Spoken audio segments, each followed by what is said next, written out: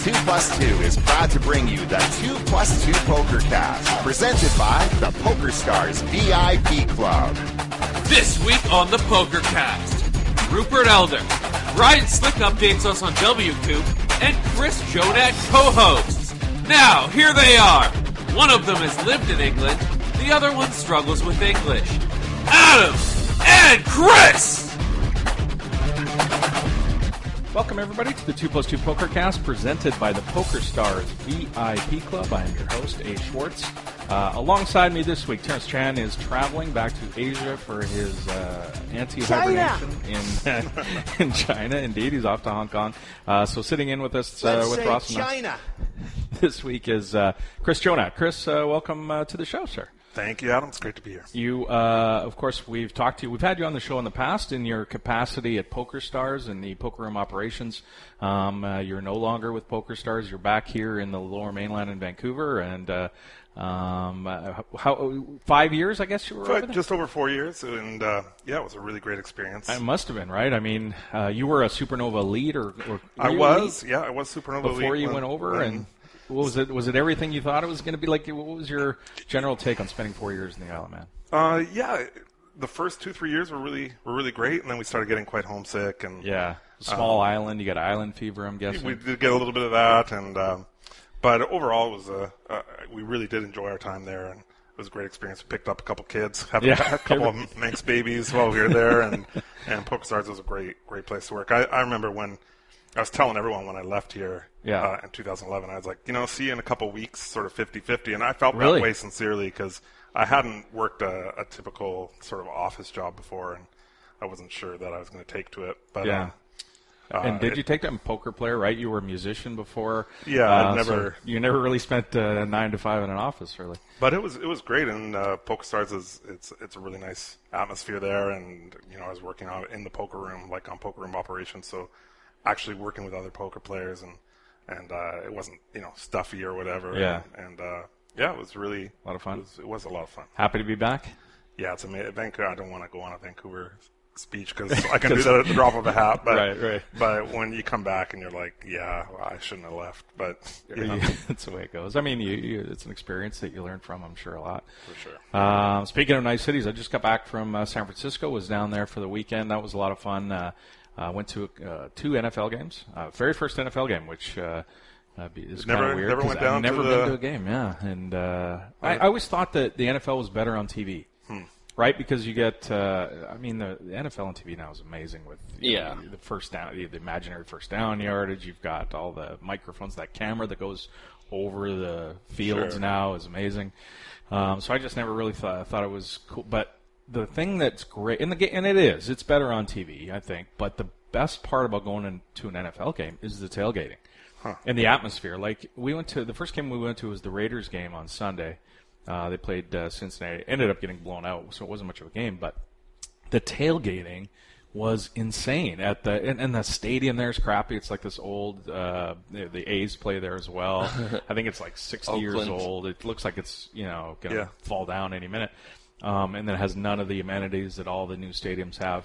Did you drive down, or did you get a car down there? We rented a car down there, so we were driving around, and the traffic was a nightmare. But anyway, so we go, and I've heard about tailgating. I've never been to a tailgate in an NFL game, but it's the most amazing thing. Like, imagine like a Costco-sized parking lot. I mean, these are giant stadium parking lots, right? And they are full of people with giant tents, and they have rows and rows and rows of them, and you walk down sort of an aisle between rows of tents, and everybody's got their giant barbecue set up with coals and like steaks and T-bones, and they all have tables with all kinds of food set up, and you just go by, and they all just, here, come in and grab some jambalaya, or here's a steak, or whatever, right? Everybody's there to share. And it's weird because everybody's wearing Raiders gear, head to toe, and they look like gangster, like, because you see, whatever, NWA wearing Raiders stuff all the time. And you walk down, and it's everybody wearing this stuff, so you kind of, you're somewhat intimidated to walk down the gauntlet or whatever of Raiders fans. And But you go down and everybody's amazingly friendly. They're handing you beers and there's no, and that's the other thing about tailgating in the U.S. is there's no liquor laws. Yeah, that's the thing I think that holds it back in Canada. You can't do it here. Yeah. Like, you just couldn't. The cops would shut you down, pour everything out. But you walk down that aisle and you're literally getting handed a bowl of this, some beans, a steak, a beer, just walking down, and it's this amazing atmosphere. One guy even had a giant, 3-foot block of ice, and he'd hollowed out a little canal down, and it was on an angle, and he'd pour a tequila shot at the top. And he just stood under, and he had limes and salt set up. And then this other guy had burger patties that were 4 or 5 inches thick and 12 inches wide. They were these giant burger patties. And, of course, my kid goes crazy because he sees giant cheeseburgers. But that was a lot of fun. The game was... The game wasn't great. The blowout happened. The stadium was and then there's this one part where in the Raiders stadium they flash mid-game to a guy getting down on his hands and knees and proposing to his girl. And this is Oakland. This isn't, wherever. And it's the entire crowd starts chanting, "Say no, say no." It's you just have to laugh, right? That's just the way it is. But it was a lot of fun. Then we ended up going to a baseball game. Madison Bumgarner almost threw a perfect game, which was kind of cool to be at. And then we ended up going to a 49ers game, the Monday night game. And the stadium, the vast contrast of difference of amenities and difference from I could see that brand new stadium cost $1.3 billion to build to that Oakland stadium was night and day. But what a facility! Which one did you like more? Oh, the 49ers was the stadium was great, but the atmosphere at the Raiders game was pretty bad. The tailgating at the 49ers wasn't. There was it wasn't as there was, but it just wasn't to the level that they were doing at the 49ers. I wonder if the Monday night. It might have been right. Everybody's at work or whatever. Yeah. It's not a Sunday morning, that kind of thing. That's probably a good point. But it was a lot of fun and had a good time. We did the Alcatraz and did all the stuff you'd ride cable cars you would do in San Francisco. That's awesome. But on to other things. Did you guys check out Mason doing an interview on Joe Ingram's podcast? Oh, did I ever? How great was that? I missed it, but I'll pick it up. Oh, it's so good. It's Joey's got a great podcast. He puts it on YouTube. It's a video podcast. Yeah. YouTube and Twitch as well. But Mason was hilarious, and if you get a chance, if you don't know anything or much about Mason, go over, listen to that, or watch it because you'll get a kick out of some of the stuff that happened on that. Oh yeah, the exit was amazing.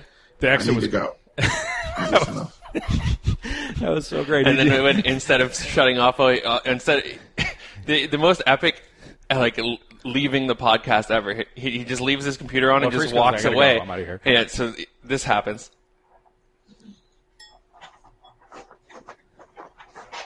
He's getting up, walking away. Gotta turn the computer off, Mason. Maddie do it. And it just walks out of the room. Joey's just drops the mic and just leaves. And takes off. It is a lot of fun. Good listen for sure. Check that out. You can find it at Joe Ingram 1, I believe, on YouTube. YouTube, and probably archived there on Twitch. You can come to our website and you can watch some of these poker players do their Twitch stuff. Do their Twitch stuff. Yeah, that's it. One of the early kind of characters of poker, if you think back to the early 2000s when ESPN was televising every World Series of Poker event. Remember they had those years where they'd show the 7-card stud and all the different games. Well, one of them was Limit Hold'em. I think it was a 5K buy-in. And Jim McManus, the great writer of Positively Fifth Street, that was his book. Positively Fifth Street. Was that the one where he goes to the where main he event? has a deep run? Yeah. I'm pretty sure that's the one it's called. Yeah, because the Suicide Kings, the other one is about the Beal game. Yep, that's right. So it's Positively Fifth Street. He's at the final table with a guy named Elix Powers. And there was lots of discussion of Elix on how crazy he was. He called me with Jack High is the famous quote. I should have probably told you to get that drop, but I forgot. He was a character, and apparently he passed away. I don't know if it's been confirmed or not, but there was some discussion on NVG that he had passed away. So rest in peace, one of the characters, Elix Powers. You guys are Jeopardy guys, right? You watch Jeopardy? Not religiously. I enjoy it. So I didn't see this happen on the show, but somebody linked me to it, and it's great because one of the girls, she doesn't know the answer to Final Jeopardy, so she puts in who is Turd Ferguson. And from the SNL skit with it was Norm Macdonald. Yeah. Plays Burt Brown's and he calls Alex he calls himself. He calls himself Turd Ferguson.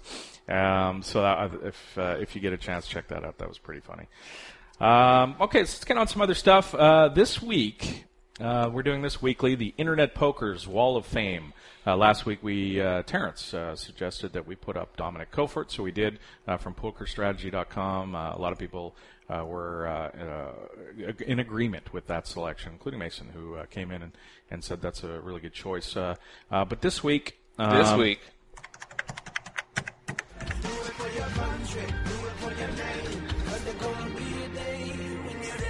Internet Poker.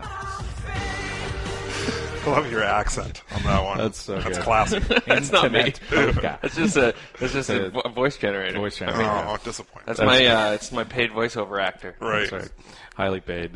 So this week, in the Internet Poker's Wall of Fame, the person we're going to be inducting is a player, and this is the second player to get inducted to the wall. A lot of people argued that this guy should be the first player up. And I can't disagree, but I really wanted to get Prahlad up there because I old school guy. I remember when Prahlad was just straight dominating the online heads up. Some people get upset when I say head up. Heads up, no limit action. Prahlad, of course, was the dominant figure, but this guy is an MTT guy, and he's been at or near the top of the Internet Poker rankings, the MTT rankings, for many, many, many years. There's no denying him. He's won the best online poker player, the British Poker Awards, the last 5 years.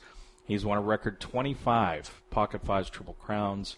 Triple Crowns are when you win in a week period one tournament on an MTT on all the different networks. He has over 12 million in online MTT caches. He is Chris Moorman, and he goes up on the Internet Poker's Wall of Fame today. Congratulations to Chris. I'm sure he's going to add that to his list of accomplishments for sure. But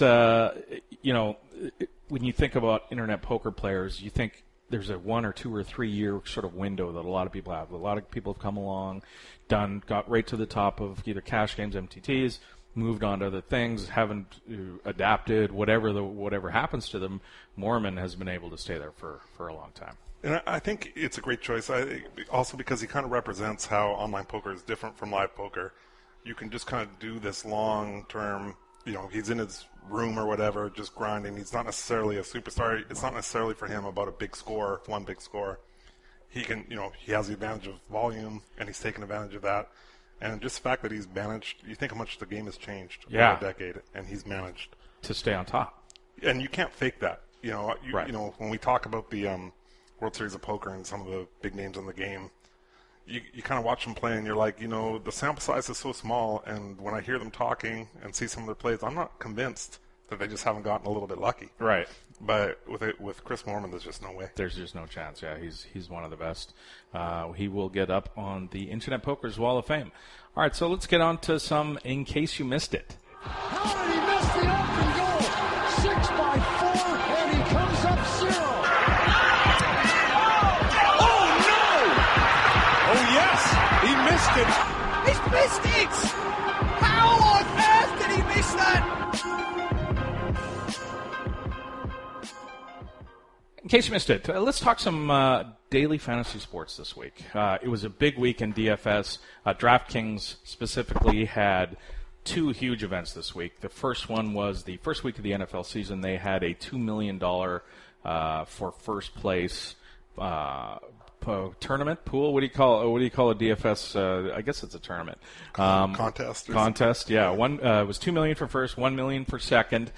This is NFL DFS where you pick a team and you go into a pool of thousands and thousands and thousands of other people who have also picked team with a certain budget. And first place, $2 million. So it's interesting how that one finished. It came down to the final play on the Monday night game that I was actually at. And what happened was there was a guy in first, a guy in second, and, of course, $2 million for first, $1 million for second. And the 49ers got on the last drive of the game, just before the game ended, the guy in second had a guy named Carlos Hyde, who's the running back for the San Francisco 49ers. And he was in second, but he needed some more yards from Hyde to pass the guy for $1 million jump, to go from 1 to 2 and the other guy from 2 to 1. And the game is out of reach. And Carlos Hyde has 130 yards on the ground or something at this point. They have a bunch of backups, including an Australian guy who I forgot to mention. The rugby guy. Great story, by the way, for those listening in Australia. I'm sure you know the story. So this guy, I guess, is like the Wayne Gretzky of Australian rules football. He's the best player down there. He decided to come up and try in the NFL. He'd never played football before, came to training camp, made the team, which is a really cool story. So the very first punt, he's a punt returner as well, and he's their backup running back. He muffs the first punt and drops it, and turnover in San Francisco end zone. Nothing happens, luckily for him. They don't score, but terrible way to start your NFL career, right? Yeah. For all the hoopla that the guy had. But he bounced back, had a great game, had a bunch of good runs, and looked great. So you would think with the blowout, there's a minute and a half left. Minnesota doesn't care anymore. The game's over. They're just going to let the clock run out. Why do you have Carlos Hyde in the game when he could get hurt? He's your star running back. Anything can happen on a football play, right?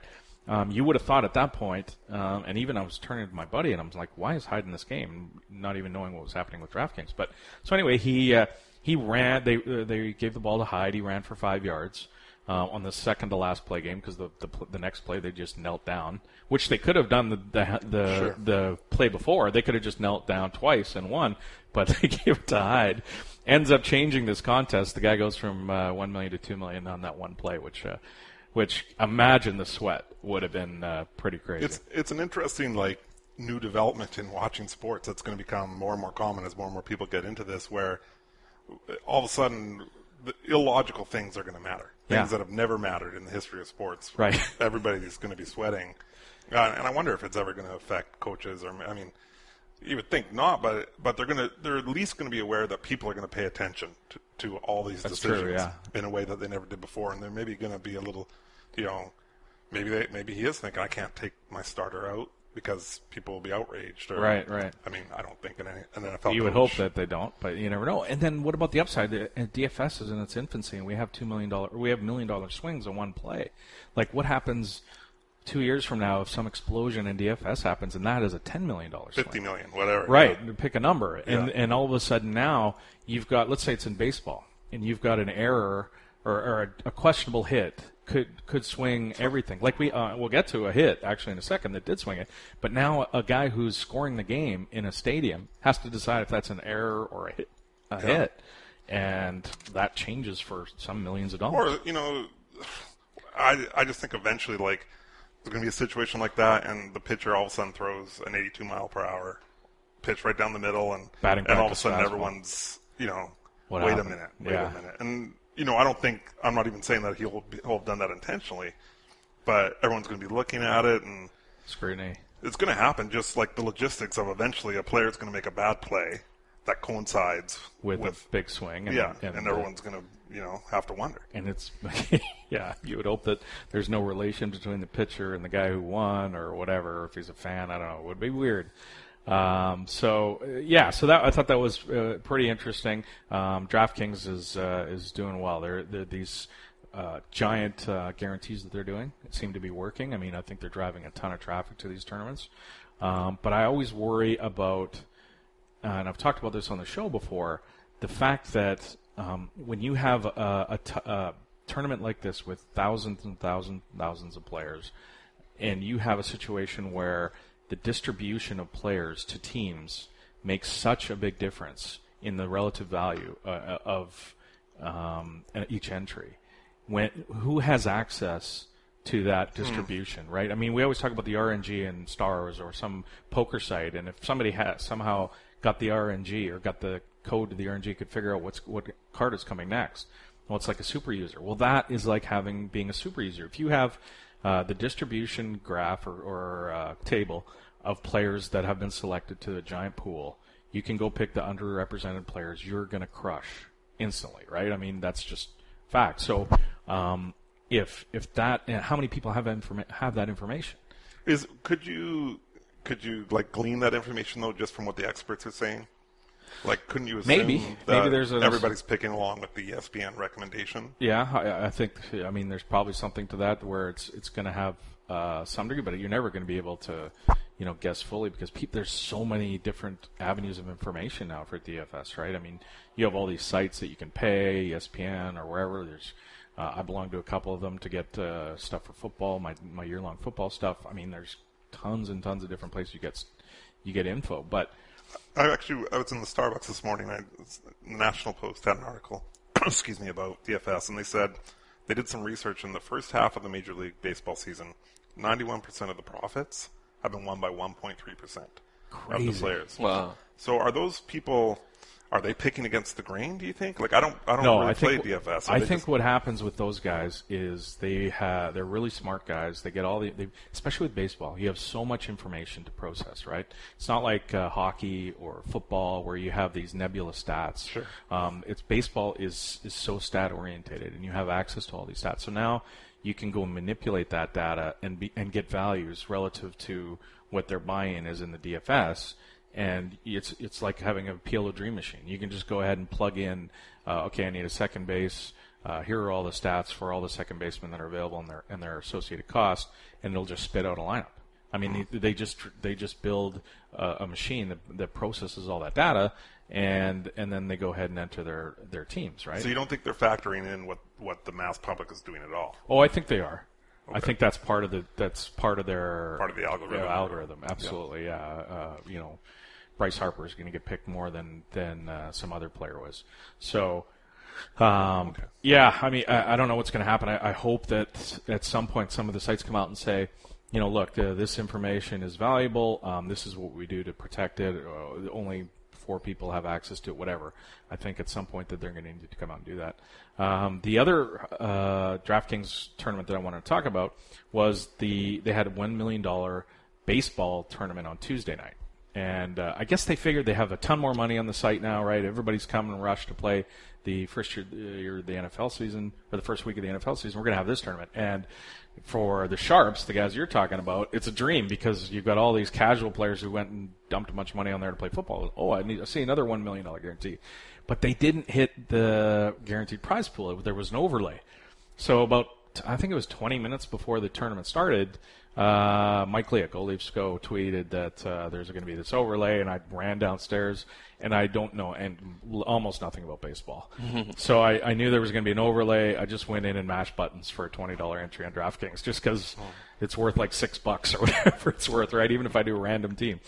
And Rich Ryan of Poker News and Gavin Griffin did the same thing, so we all decided to swap 5, and everybody was just kind of jumping in. So what happens is, again, and this is what happens with these tournaments, is it's always going to come down to the end because the players are so, there's a finite number of players, so there's going to be players in common, and the contests tend to be really close. So it came down to the final game at night was the San Francisco Giants game, and Silas Ballin on Twitter, who we had on the show earlier to talk about the cash games this year for the World Series of Poker. He's a cash game guy. He introduced that. He's now a DFS guy, and he was in second place, and the guy in first, he had one guy left going. This guy named Angel Pagan he was a leadoff hitter for the Giants. He's got this one guy left. He's in second place. Second place is $100,000. First place is $1 million.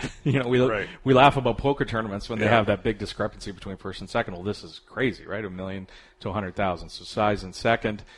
He's got one at bat left for Angel Pagan. He needs a double, and he's up against the pitcher who throws the hardest in the majors. He throws like 102, 103 miles an hour fastballs, or just wings them by everybody.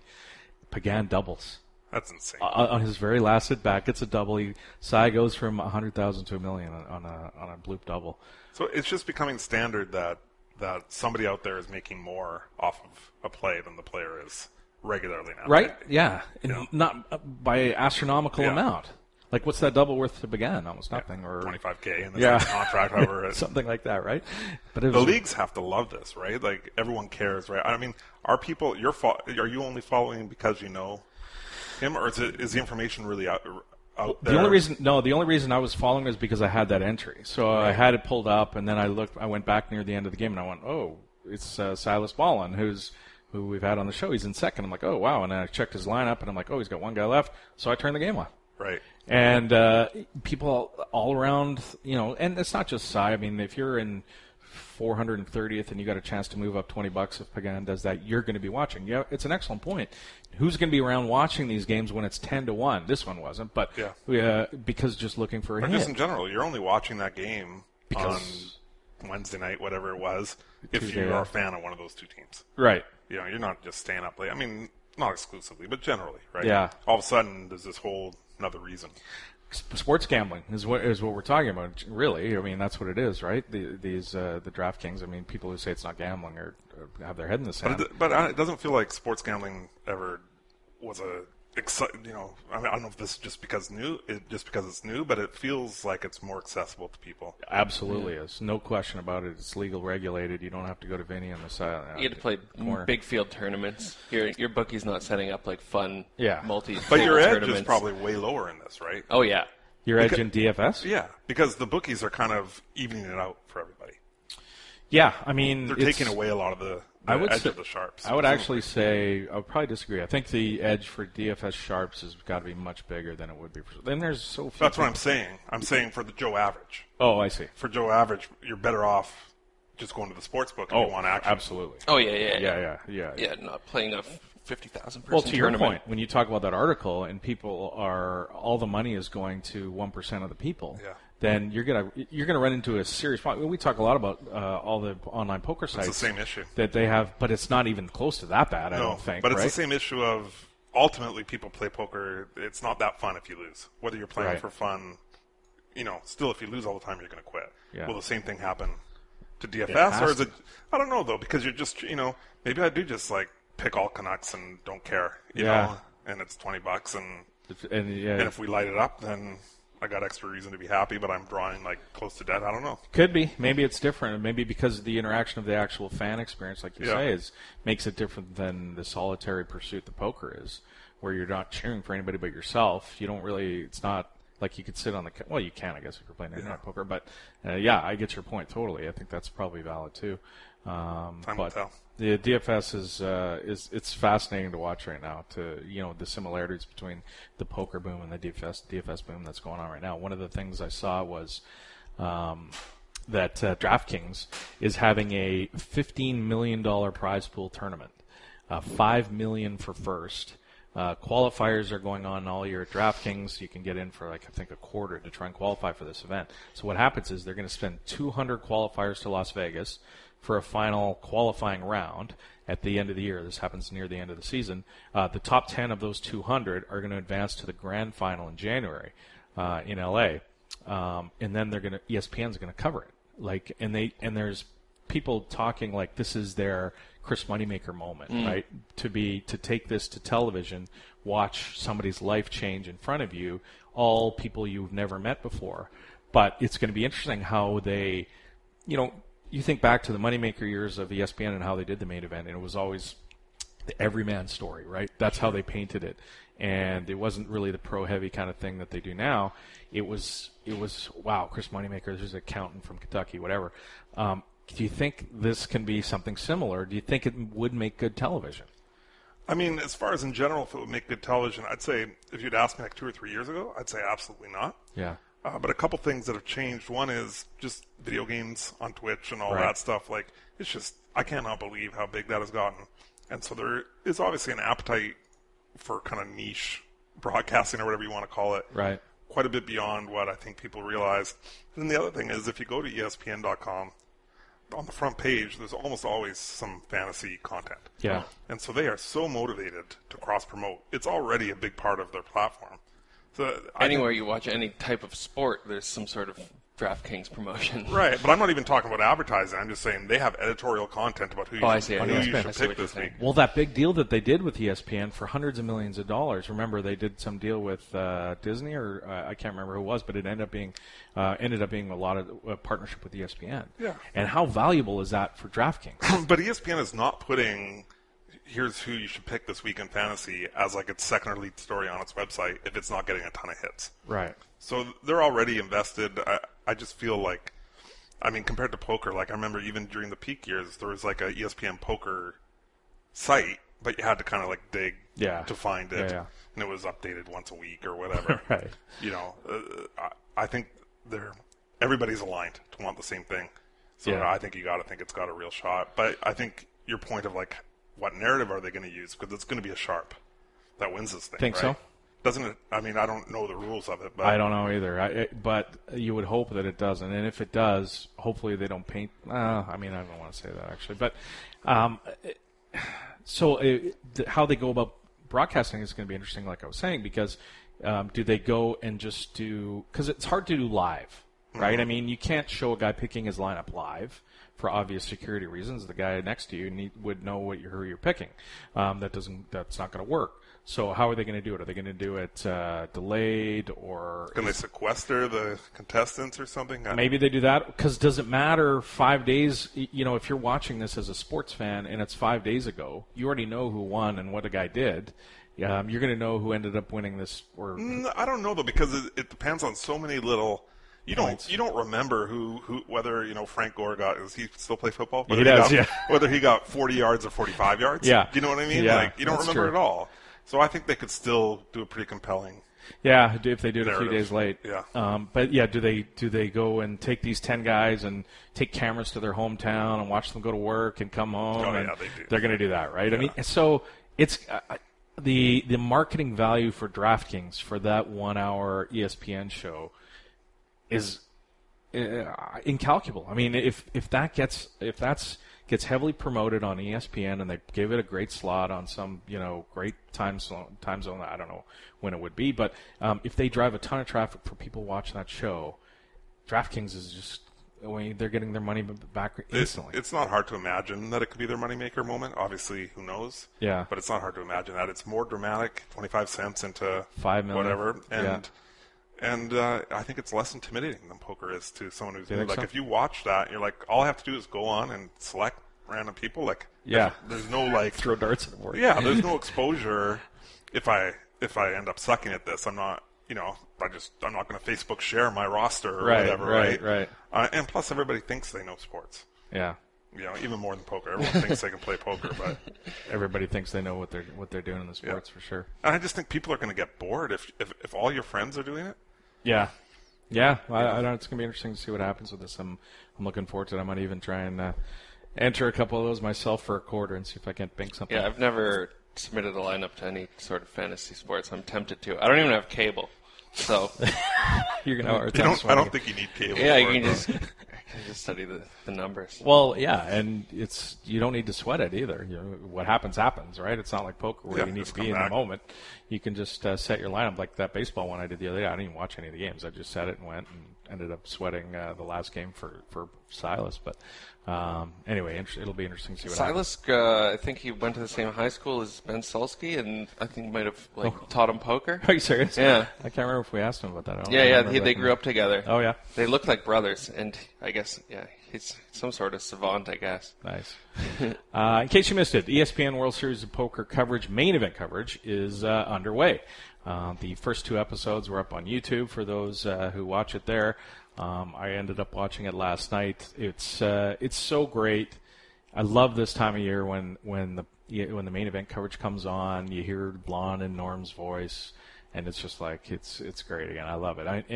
There's no poker coverage on television that comes close. I don't think. Do you feel the same way? I really enjoy it. It's completely different from the EPT stuff. Yeah. Which I like. Are you an EPT fan? Do you like I do watching enjoy them. Yeah, me too. I enjoy those a lot, but it's different. But the World Series it's very comfortable or something. It's weird. It like brings you back or something. The music and you're just. Yeah, and it's also the main event, right? Everyone still gets excited about the main event. Yeah, and I think the coverage is ESPN always does a great job.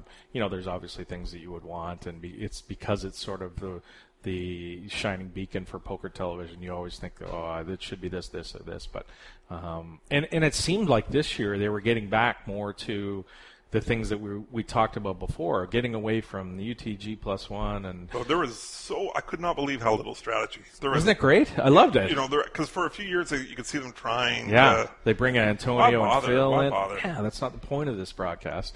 And to be fair, I think we all wanted that. We'd watch it and then we go, well, they should have more discussion about the hands. Yeah. And then we got that from them, and now we're like, oh no, we shouldn't. Yeah. By the way, we can get that somewhere else. Yeah, we can get it somewhere else. So they did. Remember the Nuts series that they used to do? They brought back. I can't remember what they. They had that side action. Yeah, that was what it was. I was kind of. You didn't like that forced a little bit? I could have used the 3 or 4 minutes of my life back on that one. I don't know. I got a kick out of it. And then they were introducing all these guys, just no-name dudes who come to the World Series, and I saved up 8 months to come play this tournament. So it really seemed like their focus was getting back to. It was cool. That, I like their first times, and they just show a bunch of random first-time people, and then it's Feder Holtz. Yeah, they don't mention, that was great. By the way, he's a this genius. kid's playing with a fake ID. Yeah, that was great. This is the side action championship. Yeah, it was Maria Ho, JRB, Lack, Helmuth. They had to flick 4 cards into the middle kind of box on the table. I guess it wasn't the greatest idea but I know they were betting on it. Yeah, that you could tell that they had all put up like, I don't know, $500 or something, that they were, so they were taking it seriously. Yeah. Instead of goofing around, Lack ended up winning. So, it was great to see them back again. There's some clips though, and one of the ones, the clip. First of all, it was really the Phil Helmuth show for the first couple. Yeah, for the first couple episodes. I'd forgotten that Helmuth, his first table was Phil Ivey, Keith Lear, Helmuth, and I think Melanie Weisner came along at some point too. And you just go, what? How does Helmuth and Ivey end up at the same in a 6,000 person tournament? How do these players? How are they even still in this tournament? Yeah, exactly. So anyway, so the first couple of shows were certainly the Phil Helmuth show, which makes great television. You say what you want about Phil. A lot of people love him. A lot of people hate him. I've come around in a few years. I think he's hilarious. He's great television. There's no question about it. I don't really like him. I'll be honest, but I've found myself fall down that YouTube well of watching top 10 Phil Helmuth blow-ups or whatever, and it's totally entertaining. Yeah, and we got more of it this year. Ross, play that first one. Which one is that? Oh, the one where he's talking about his image at the table. Oh, okay. I mean, people in general are really afraid of me. I feel the fear. I see it, and I hear it the way they talk. And so I see all these people that are afraid of me, and it makes it easier for me. So I thought that was really interesting because I don't think people are people afraid of Phil Helmuth at the poker table? No, I actually feel like accomplished pros, he'd be one who you'd be least afraid of. People would generally feel like he's not going to get out of line. There's I don't want to spoiler alert, but he later gets it in with queens, and he's upset that it gets a call because he's like, I only ever have queens, kings, or aces, right? Which, by definition, that's the guy you don't have to be afraid of. Exactly. If he only ever gets it in with premium holdings, you're like, okay, well, cool, I can fold here. Yeah, and I can 3-bet him all day. Mm-hmm. And by the way, throughout they edited in some hands where he played where he's talking about, these guys 3-bet me, they either get a job or quit. And you can tell it's so completely obvious that he's trying to stop people from 3-betting him. Like if you're 5 years old, you know what he's trying to do. Yep. And it's just so funny that Phil, and maybe it works. I don't know. The only person that knows is Phil. I don't know. I don't think he knows. You don't think he knows? He knows if it works. I think he thinks it works. Yeah, he obviously believes it works. Maybe it does, though. I mean, look at his results in these giant field events. I don't know. Maybe it does. Maybe it doesn't. But it's funny, and I just get such a kick out of it. Now, when he says something like that, do you think? So you think he believes that? That's what I'm like. Of him? I'm almost jealous, or like there's just no self-consciousness ever for him about anything he says. He just believes what he says. It doesn't occur to him, does this sound foolish? Is this actually right? Like that doesn't. Right. That doesn't. It seems anyway. So it's it doesn't not go part of the equation. Yeah. And I think when he says that, he 100% believes it. But in my opinion, someone eventually, every once in a while, people blow up. Yeah. And you can, you cut your stack. Including Phil. And he thinks when that happens, it's because of all this work he's done. Yeah. But you know what? People blow up against me, and I don't do any of that work. Right. You're sitting there quiet. Yeah. So I don't really think it. I don't know if we're going to talk about that hand. We will, yeah, sure. So let's talk about it. So he gets to it. Negreanu gets moved to his table. This is, imagine they're skipping a day or something. So Negreanu gets moved to the table. Phil raises in late position with queens. It's Daniel's big blind. The guy in the small blind has ace jack, I think. He flats the raise. So maybe it did work because he was actually talking to that guy who did flat with ace jack, saying, "You're going to 3-bet me every time with ace jack," and it got him to flat. Anyways, Daniel in the big blind has ace king suited. I think he had ace king of clubs, right? So now Daniel 3-bets, and Phil clicks back 4-bets. Oh no, Phil shoves. At that point, the guy with ace jack folds, and Daniel calls for his life, and for Phil's life. Sorry, and they turn the cards up, and Phil is not happy. You can immediately see he doesn't want to flip. He's just kind of not happy about the fact. Daniel flops a king. And I believe the guy on the button had an ace, too. So I think 2 of the aces were dead in Daniel's. So, and then again, we'd have that discussion. Which Phil doesn't know about. Phil doesn't know, of course. And nobody said anything. Usually people say something. But it's not irrelevant if someone's flatting behind. Obviously, there's going to be more aces. Right, in that guy's in the small blind's range. Yeah, I've got it here. I mean, Daniel's calling, hoping. This is hang on. Let's stop 1 sec. So then the king flops, and you can see Phil's furious and just kind of sitting there staring at ends up losing, gets up, walks away, does an interview, walks right over to Kara Scott, and does this interview and says this about Daniel's call of his all-in shove. I mean, Daniel's calling, hoping. I'm never going to have jacks. I have to have queens, kings, aces, or ace-king, and I made him call it off on a guess, and I could have had aces, and he's just dead. I don't love his call, but I don't blame him either. I mean, he feels like he needs to gamble against me because I'm so good. Wait.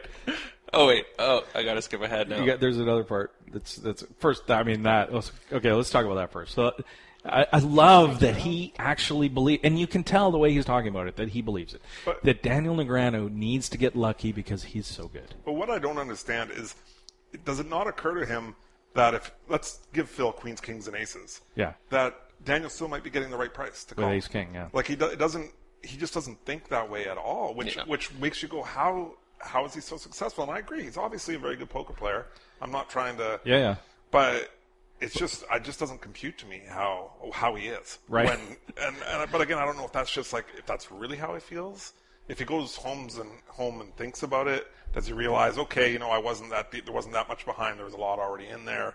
He can't fold the ace king there. I mean, if he's getting 8-1, he's got to call given your range or whatever, right? I can't remember what the price was that Daniel was getting, but Daniel didn't have a lot Phil didn't have a lot of chips. I mean, it was still a big call, but there was a lot in there already. There's no question. Daniel didn't tank, right? It was like I call here with ace king suit. I have to call, yeah. And I'm so good. He's just dead. He's just so good. That was good. Good. Does Phil understand that the fact that Daniel has ace king makes the queens more likely?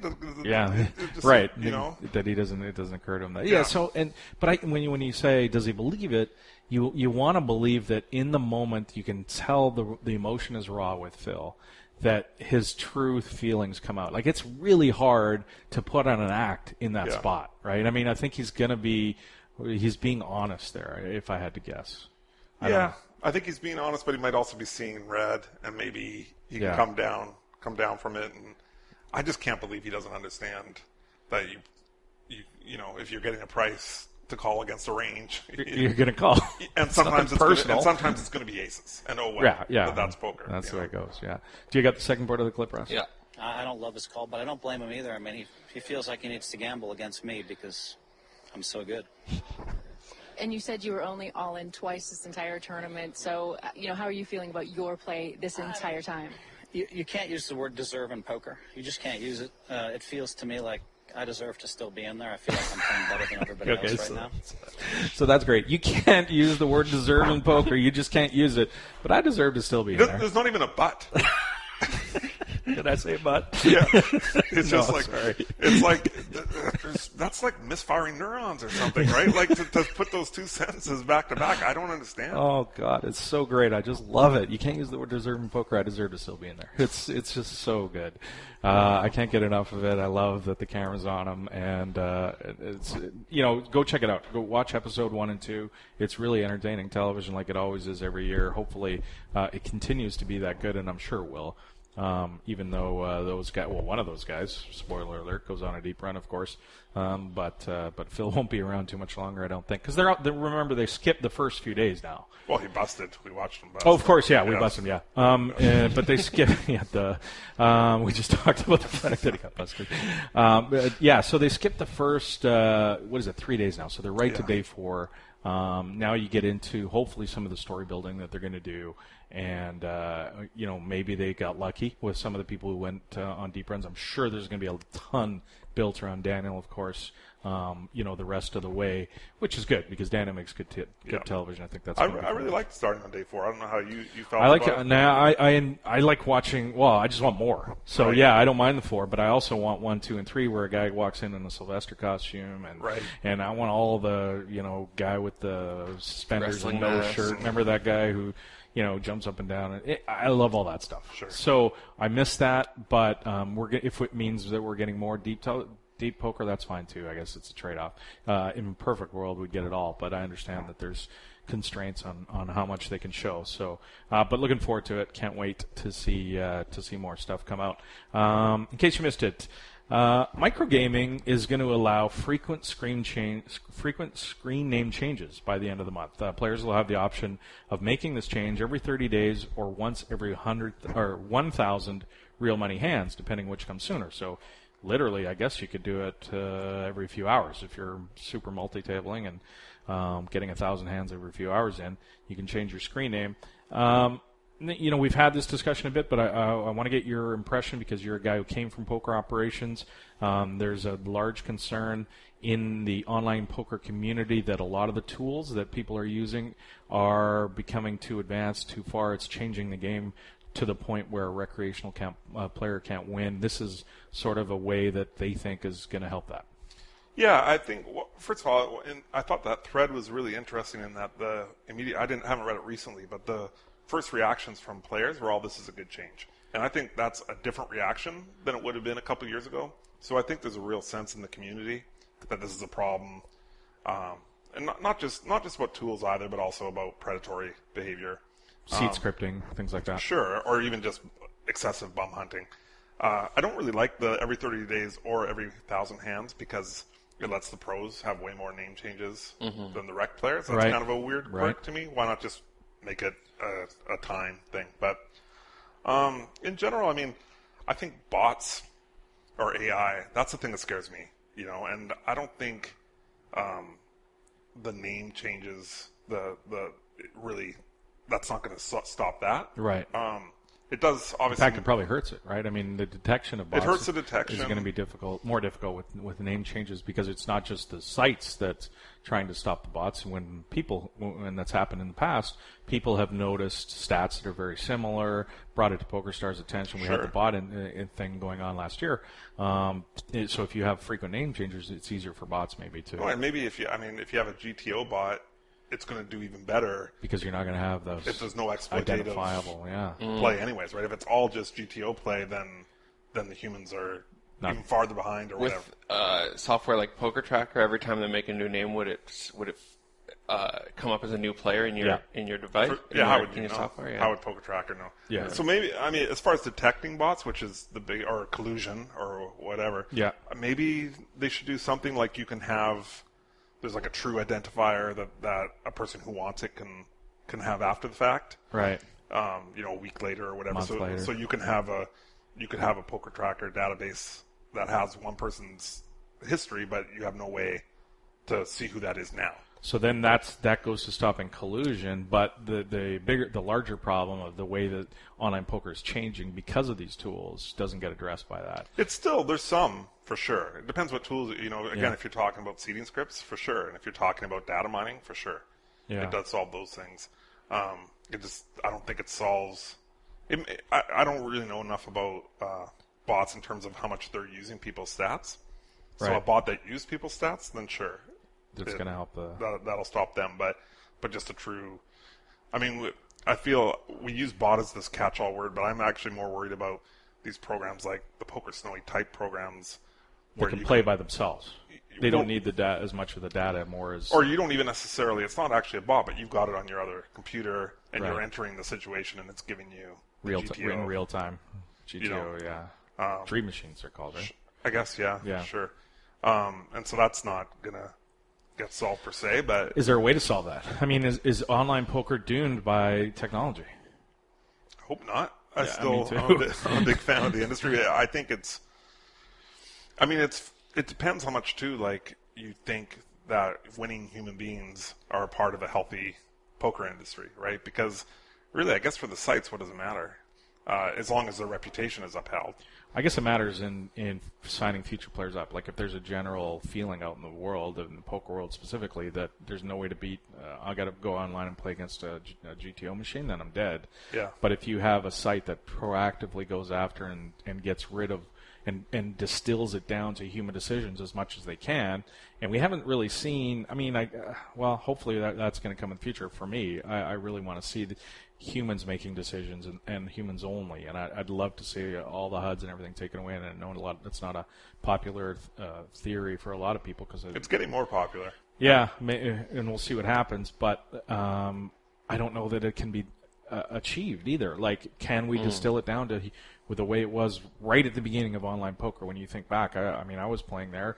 There was no poker tracker. There was none of these tools. It was real-time human decisions. Can we get back to that? I don't know. I don't know. I mean, you look at like Unibet, for example, is doing pretty well with trying to do that. And, you can't have a HUD on there, and they work where they'll mess up their hand histories to break people's, HUDs, basically. They're making their own HUDs. Right. To make the data useless to them, because it could be incorrect. And they allow like three or five name changes a day or something like that. Wow. But I think they're doing a lot of interesting stuff. But I also think it's easier for them because they're smaller. So policing is easier. But B, why, if you're making a bot, why would you take it to some small little site? You may as well go to a big site where there's tons of volume. Mm-hmm. And you can be a bit more anonymous, hopefully, and stuff. So I think it's growing for sure, the awareness. I still think that maybe the industry is not taking it quite as serious as they could, but I'm sure that changes from site to site and stuff. I know Pokerstars does take it very, very seriously for sure. Do you see any time soon Pokerstars going to name changes, anonymous tables, anything like that? I don't have any insider information on it at all. No, I just meant as a general feeling. My general feeling is like it's way more possible than like a year ago. I would have been like, no way. Whereas now, I think you just see the community attitude towards it is changing. Yeah. And people are seeing why, and I think professional players in general are beginning to understand that they need to, lose some battles to win the war, sort of thing, and they need to embrace more recreational friendly policies, VIP programs and stuff like that we'll talk about in the next couple of weeks coming up. Sure. The changes for VIP program in 2016 of Stars. But yeah, I think they're, like you said, it's an excellent point. People need to see the forest for the trees. They need to see that the future isn't them multi-tabling against a bunch of other regs, right? Yeah. It's tough for Stars because there's so much revenue from those multi-tablers. Who need that software and are used to it. And in the defense of those people, they've built up a way to make a living under the rules. Oh, I'm not saying, right? I'm not trying to vilify. I think they've done everything. Those guys are within the rules. It's fine, but. So you don't want to I'm just saying you don't want to just be like, sorry guys, we don't get. I think it's legitimate to consider their concerns as much as the other side, but. For sure. I do think the industry is going to start facing more and more this balancing act of like how user-friendly the experience is versus how secure the games are. And, the way to fight those things are things that probably disrupt the experience. And what's the result of that, right? Where's the balance? Fair enough. But before we leave this topic, sure. there's a good analogy for all of this. That's called chewing your leg off to get out of a truck, kid. just checked the table. I don't know about chewing my leg. I just tapped the table. Look, cool. I don't know about chewing my leg, man. I just checked in the big blind with 7 deuce. He feels so great. He just comes up with stuff like that. It's like, what did he say? It's like chewing your leg out. To get out of the trap. I don't know, kid. The way he says kid. I just make up sayings and they go. The way he says kid is so great. Chewing your leg. Like, does he think he's Davy Crockett maybe or something? Like, is he like, well, how's he doing himself there? I don't know, man. I'm just a folksy dude. What can I? Yeah. Yeah. Kid. But anyway, good fun. All right, let's move on. In case you missed it, the World Championship of Online Poker is underway in full swing. So let's bring in the senior manager of these online championships, Mr. Bryan Slick. Bryan, welcome back to the show. Hey, guys. Good to be with you. We're about halfway through, I want to say, the World Championship of Online Poker. Bryan, you sent your wife a postcard yet? Yeah, I think I need to. She's around here somewhere, but I haven't seen her in a while. Let's get to some of the stuff that we want to talk about. The first is, and we talked a bit about it in previous shows, but I want to get your take on it. This is the FaZe tournament, the event number 1. Huge success, drove a ton of people to that tournament, and it went off real well. Yeah, we got 17,000 people through it, all told. Almost 3,000 played in the second phase. You know, literally one player short of 3,000, 29.99 played in the second phase. It was the first time we've ever done this in a championship series, and it was a really good experience all the way around. I thought we started the phase 1s in August, and for people who aren't familiar with what a phase tournament is online, it's basically the equivalent of a live tournament where you have multiple day 1s. So we had the day 1s starting August 30th, and phase 2, or day 2, if you want to call it that, right, was on September 6th. So is it best stack forward, or people got the first 4 hours out of the way, basically, and whatever chips they had after the first 4 hours of the tournament, we combined everybody on day 2 on the 6th, and then they played the rest of the tournament out until the end of day 2, and then they came back for Monday with because the tournament broke after 6 hours, and then everybody went to sleep, and then they came back and finished the tournament out, and the winner took home. Let's see, I just have to look here. Took home quite a bit of money. Hang on, a bunch. On tournament, the winner took home $200,000. $200,352. So yeah, it worked out really well for an awful lot. Bryan, sorry, is that can people play multiple day 1s then? You can play as many day 1s as you want, right up until you actually qualify to phase 2. Once you're in phase 2, then you can't play anymore. And that's actually particularly relevant right now because we have a phase satellite going on for the main event. Right now we have a $1 phase satellite for the WCOOP main event going in the sit and go format. And if you were to put in WCOOP phase in the tournament filter right now, you see a $1 sit and go. And so you go in there, you put your $1 down, you play against 99 other people. The top 10 who survive with chips will come back on the 27th, on the same day as the main event. The phase 2 will start half an hour before the main event, and then the top 10 or however many make up $5,200. So basically, for every $5,200 in the pool, we'll give out a seat. It's going to be a really unique way to get people in for a small amount of money, and as opposed to other ways of getting people in for small amounts, it's not a case of where you have to play 6, 7, 8 levels of tournament. You're literally playing one tournament, and then you're in for $1. We're actually going to be adding a couple more phases on the cheap here in the next couple of days. I'm going to be adding a $27 or an $82, or maybe both, hyper turbos here in the next couple of days. So again, it's just a more convenient way. So you can, in the case of a hyper turbo, we're going to have people playing for 20 minutes today, and then coming back on main event day, playing for another 20 minutes, and then bam, they're in the main.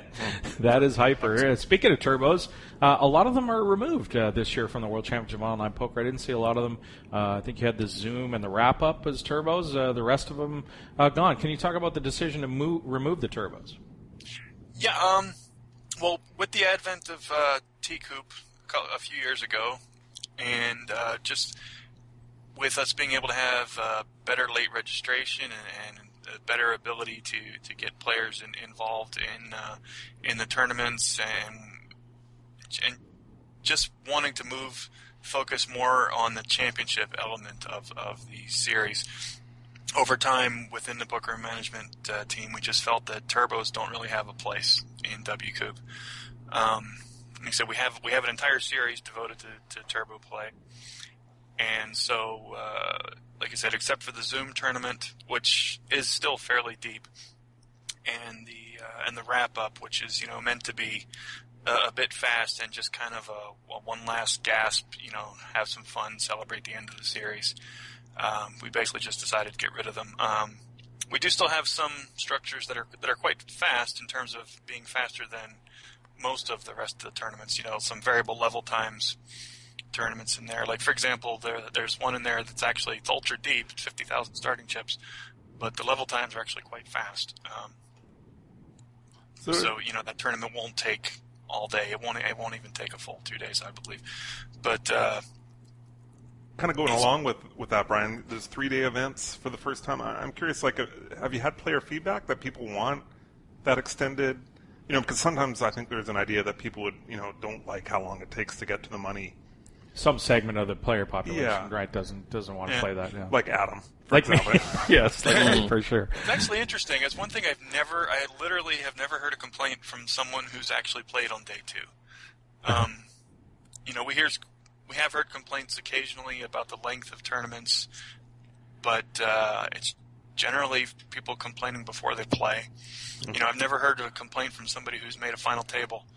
I played too long to get here. I wonder why. Yeah, no, for sure. And we did just have our first ever 3-day event on Pokerstars.com, the $700 Sunday Million replacement, Sunday Million Special Edition. Day 2 played out. It played down to the final 9, and then we paused the tournament manually, and everybody went to sleep, or whatever they did between day 2 and 3. I hope they went to sleep. Yeah. And they came back for day 3, which started, with everybody having gotten some rest. And it was an exciting final table, and I hope the players were at their best, having been well rested and coming back on with their abilities at full capacity, having been rested. It's actually a really interesting final table. The player who ended up winning it was actually all in on the first hand of day 3. Oh, wow. He doubled through as, I can't remember how to say his name's like Wisipia or something like that. He doubled through Ostin on the very first hand of day 3, and then he ended up winning the tournament. Wow. So that's quite a roller coaster. You've got all your chips in the middle in the first hand, and then you win it. Just want to quickly mention you've got 2 more 3-day events coming up, right? Or the main event, of course, is going to be... Main event is a 3-day, and event 48, which is the $2,100. The ones that run in the Sunday Million time, 14:30 on Sunday, are basically they steadily get bigger, leading up to the main event. We've got the 215, which is basically the Sunday Million with a better structure, and then we have the 700 the following week, and the 2100, and then the main event, and the 700, the 2100, and the 5200. The main. They're all 3-day events. Cool. I want to get your impression, Brian, on Jason Somerville in the stream. He went deep in the World Championship. I think he came 4th, I want to say. He's got 2 final tables, I think, and I think he's cashed 5 or 6 times. He's doing well. He's I think over 50,000 in cash. That's awesome. But I mean, he's just single tabling. He's changing how people really are exposed to the product, I think. And how do you look at that, Brian, as the guy who is in charge of these tournaments that he's playing? Yeah, it's funny. I actually was speaking to Jason about this the other day, because I generally, when I'm working on WCOOP, I sit here and I'm listening to music, because I'm during WCOOP, I'm pretty much at my desk for anywhere from 12 to 16 hours a day, working on stuff, and so I'm usually listening to classical music or any kind of music while I'm working, and I'd never seen Twitch before, and somebody pointed me in the direction of it. So I went, okay, let me take a look. And before I realized it, I'd been watching Run It Up for about 7 hours. And I was like, what the heck's going on here? And I looked in the corner, and he's got 18,000 people watching this stream. Yeah. And mean, and, you know, he's not the only one, of course. I mean, Elke's doing it. I think Daniel's going to be doing it for the 50K. But, I mean, it really is changing the way people rail. I mean, I think a lot of us have had the experience of, you know, if you're playing online and you've got friends in your house or something and you make a deep run, your friends will, like, gather around, you know, and watch you play. And, I mean, it's basically what this is, except for he's got 18,000 people standing behind his couch. Watching a stud high-low tournament.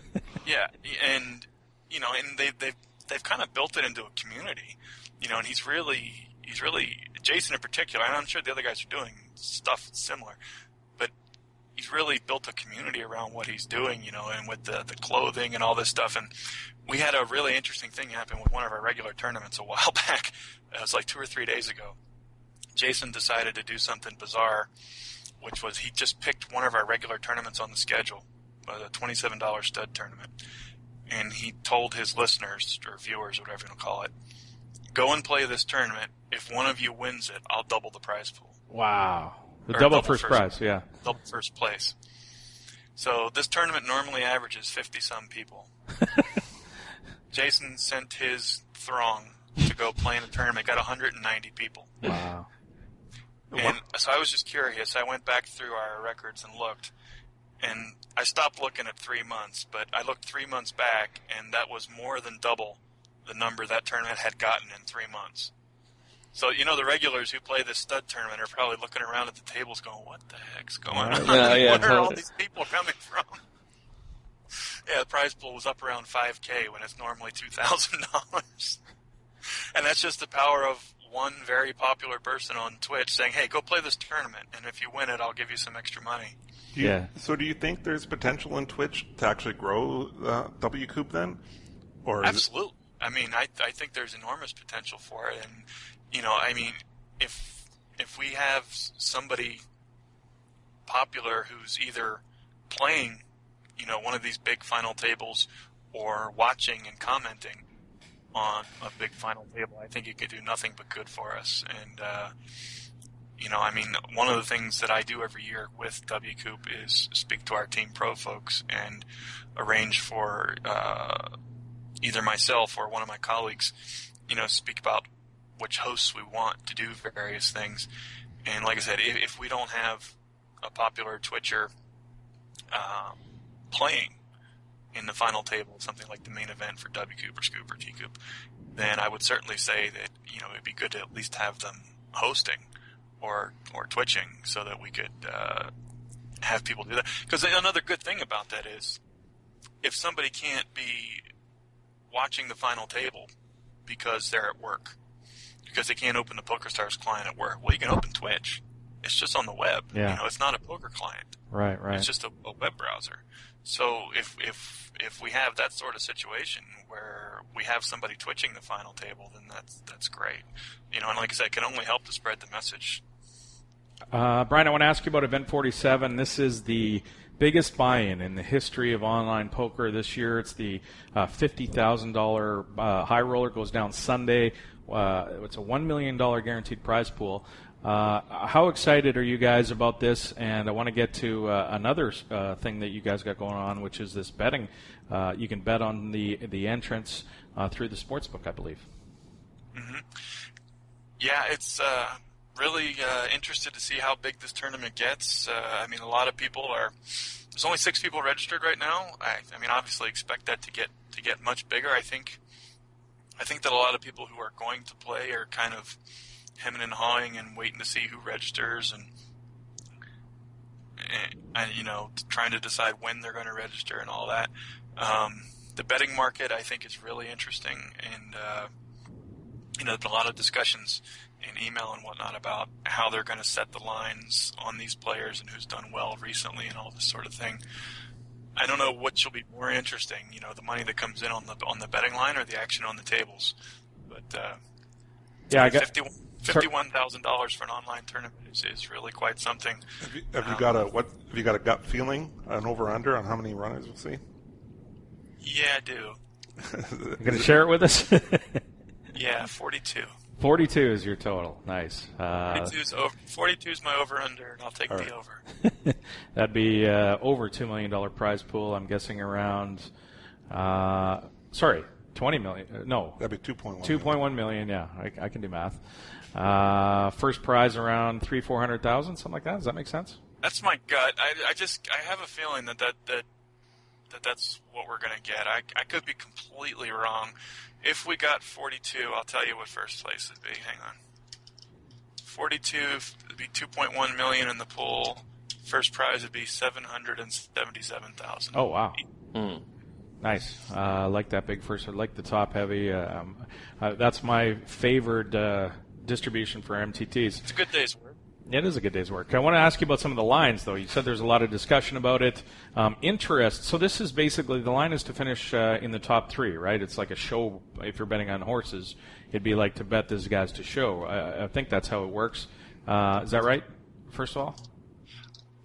I've got to be honest, I don't know. Okay, I think that's how it is. So Jason Mercier and Daniel Negreanu are both, and Chris Moorman, who just went up on our Internet Poker's Wall of Fame. They are all 13-1 to finish in the top 3. That sounds like pretty high for top 3. Maybe it's not. Maybe it's to win. I'm not sure. Anyway, I think it's to win. I think those numbers are to win. Okay, so you got them at 13-1. Poker Noob 999 at 15-1. LeChuck Poker 15-1. Philbort, Mr. Green, Crown Up Guy, Wizzo, Ike Haxton, Z Justin Elke, and some others are all 15-1. That'll be a lot of fun. But so that's through the sports book and the client in the places where people can bet on that. Mm-hmm. Yeah, that's going to be fun to sweat for sure. Some notables this year. It's been a good year for people that have won before. Plattsburgh, Matt Vengren won World Championship Online Poker last year, and he won another one this year, actually. And my brother beat him out in the 7-card stud high-low event that he won the bracelet this year. Mike Leah, Go Leafs Go, also won his second World Championship Online Poker title. Pads 1161. Patrick Leonard also won. Interestingly, Mike won Event 27 this year. In 2011, the other year he won a title. It was also Event 27.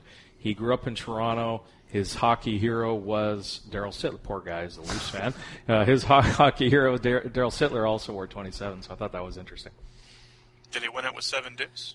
That would have been even better, yeah, for sure. Actually, I was tempted to ask him if he won it with 4-6 at diamonds. 4-6 at diamonds? That's the hand he knocked me out of my own tournament at the World Series with. Oh, there you go. All right, thanks so much. That's a different story. For your time, Brian. I know you got a lot of stuff to get back to. Really appreciate you spending some time with us this week.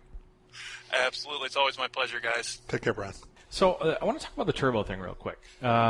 It's interesting that I don't think I agree with bringing turbos out of there just because they have a 2-coop, just because they have a series of tournaments for turbo. I think it's a format that's legitimate on its own, and it should really be in the World Championship Online Poker. I think people like playing them, and just because there's a tournament and another time of the year for them, it doesn't seem to me like. I think a lot of people would like playing turbos. It's interesting because, like we kind of said to Brian, I think there's been an idea that people prefer them, but I was thinking about it as well. When I go play, I don't get to play live poker very often. When I do a tournament, I actually do kind of hope to have a bit of a run, even if I don't cash. Like there's this general idea, like if you make it, you play 8 hours, and you don't cash, that's something not low or whatever. Yeah. But I actually I'm playing for fun. I actually enjoy poker, and I think we can kind of forget that people actually like the game. Right. Mm-hmm. I think it's the thing in live poker. It seems like everybody wants a long structure, and online they just want to get it over with really quickly. But the question is, they want to play the next one. But do they, or do only the 2+2 pro? You know what I mean. So the average guy coming along who can't just play the next one, maybe it is better for that guy to have a longer tournament. I've only ever won turbo tournaments. What about the time commitment, though? You got to, like that guy you're talking about comes along, and he's got a job. I mean, this obviously applies to live poker as well, but he's got a job to get to, and now he's got to play a three-day tournament, and all of a sudden, online poker is this thing that happens sort of pretty quickly, but you draw it out to do a 3-day event, and he's got kids, and he's got commitments, and now he can't do it. I mean, I guess Brian's answer would be like, those people aren't complaining when they make day 2. True. Like he did say, yeah. Now they're in the money. I mean, my instinct is definitely to agree with you that, I mean, I'm not playing any WCOOPs because I can't, and I know I would only have deep runs. So I have to be realistic about my time management. And I would probably play some turbos. But so my instinct is definitely the same as yours. But I step back from it and I go, well, maybe people actually do want to get value for their buy-in. Play a long time, yeah. It's interesting. All right, so let's get to the Invitational. This is the PokerStars Invitational for Pokercast listeners, Sundays at 10 a.m. Pacific, 1 p.m. Eastern, and depending on if it's daylight savings or not, when it is in the GMT. I think I screwed it up last week because I think it's only 7 hours right now, but I'm not 100% sure. Is it 8 right now? I think so. Okay. But check your local time, 10 a.m. Pacific, 1 p.m. Eastern. Go off that. This is the PokerStars Invitational. This is $500 added for a $1.10 buy-in. You can find it in the private tab of the tournament's lobby. We're doing 2 weeks in advance now. So we've now, it was brought up by our listeners that they would like to have the password and format given out, not just for the following Sunday from when we record our show and people listen to it, but the following Sunday as well, because it takes time for a long podcast like ours to get listened to, and they don't want to have to rush through it. So September 20th is the tournament we announced last week. That's this Sunday. The password is iFoldKK, and all lowercase, all one word. The format is 5-card PLO. October 2nd's tournament is going to be 8-game. Which is always fun to play a bunch of those games. And the password is going to be? Let's honor Phil and go with Leg Trap. Leg Trap. Leg Trap Kid? How about Leg Trap That's Kid? That's even better. Okay. Leg Trap Kid. Oh, man. I want to meet that guy. To get out of the trap, kid. Sorry, I talked over. I just think I really want to meet the Leg Trap Kid. Oh, no. Who is that? That's a character. He'd shoot his leg off. Okay, so Leg Trap Kid. It's like that James Franco movie. Okay. Oh, yeah, there you go. What is it, 30 hours or 50 hours or 100 hours? Cuts off isn't, yeah. It's a number of hours. It's many hours, yeah. Leg Trap Kid, all lowercase, all one word. 8-game is going to be the format for the October 2nd tournament. That's not this Sunday, but the following Sunday. So you are up to date there with your invitational passwords. We are sponsored by CrushLivePoker.com. This is Bart Hansen's instructional site that teaches you how to play live poker, gives you all kinds of tips and videos and different things to improve your live cash game. If you're not a member over there, you should go check it out. There's some free content. I believe you can get a free week or so, I believe, if you go sign up over there and check out some of the content. I think you get a month. Is it a month? That's going to help you out. Password's TPC11. TPC11. I believe that's it. It's your code. It's going to get you a free period of time over there to check out the content, and then you can sign up for longer term. But tons of great stuff over there. Bart's always got his finger on the pulse of live poker. He also provides us with a strategy minute each week. And this long preamble usually means Ross has found the topic of said minute by now. This week, the topic is taking value-owned lines through check calling the river versus good players that are capable of value betting thin. That's a mouthful, Bart. Indeed. All right. So this is the CrushLivePoker.com Strategy Minute with Bart Hansen. You're listening to the 2+2 Pokercast presented by the PokerStars VIP Club. More right after this. Hey everybody, welcome to another 2+2 Strategy Minute brought to you by CrushLivePoker.com. I'm Bart Hansen, and this week I want to talk about taking value-owned lines through check calling, especially against good players that are capable of value betting pretty thin. Now, this is something that I actually noticed from back in the days where I used to play some LA home games, and there were some older players like lawyers and doctors that kind of subconsciously took these value-owned lines against these professionals. So what they would do is they would check call against these types of guys, even with really, really strong hands, say like even a set. And the reason why they would do this is because they didn't really know exactly where they were at in a hand, but what they figured out was the really good players would continue to bet their hands for value because they thought they were best. And what they realized was that if they, as the recreational player, ever breathed on the pot, the good players would just fold. Now, this is not something that you run into every day at the small stakes where you're up against really, really good competition. But if you are up against a player that's giving you fits, especially when you're out of position, and they have a bluffing frequency, and they are capable of value betting thinly, as well as folding if you put pressure on them, then consider taking a value-owned line through check calling. Now let's get back to the Pokercast. Middle position makes it 2,500 to go at 6-12. Button calls, and I peel with 8-7 off in the big blind. Flop comes Queen 7-6 with a diamond flush draw. I got none. I check, middle position c-bets 4K, button folds, and I call. The turn is a 5 of diamond. I lead this time for 13,000, and he calls quickly. The river is a jack off suit, and I bet again, 32K this time, and he snap mucks. Team Pro Online's Marc-Andre French Dog Ladouceur is a Supernova Elite VIP. This is the 2+2 Pokercast, presented by the Pokerstars VIP Club. Hey, poker fans, don't forget about the 2plus2.com digital magazine. Each month, a wide array of poker professionals and media write fascinating articles about the game you love.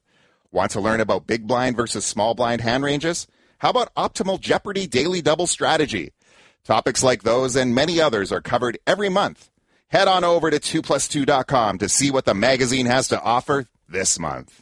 Hey, it's Mike from the 2plus2 store and professionalpoker.com. 2plus2 is pleased to announce the release of their most anticipated book in ages, Applications of No Limit Hold'em, a guide to understanding theoretical sound poker by Matthew Jonda.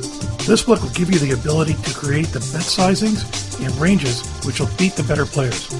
The theory in this book is not designed to be complex or abstract, but rather it's intended to be applied immediately, producing better overall results. Many confusing concepts, such as overbetting, balancing multiple bet sizing ranges, donk betting, and check raising as a pre-flop raiser, are crucial to player strategy, despite few players implementing them or talking about them. And after reading this book, you should be able to not only conceptually understand these ideas, but also know how to begin incorporating them into your game, and thereby successfully compete against tough opponents. And at the 2plus2 store, we accept all credit cards, plus PayPal and NetTeller. Attention everyone not named Alan Kessler. Have someone you would love to appear on the Pokercast? Have someone you don't want to hear again on the Pokercast? Head on over to the Suggest a Guest thread in the Pokercast forum at 2plus2.com, and Adam will do his best to make you happy. P.S. Chainsaw, you can post too. Hey guys, this is Bart Hansen for CrushLivePoker.com. Whether you're a recreational player who wants to compete at the tables, or you're a professional and you want to increase your win rate, the material that I've produced at CrushLivePoker.com will make you a better poker player. Act now and you can subscribe for free by using the coupon code TPC11. That's TPC for the Pokercast 11 and get your first month free.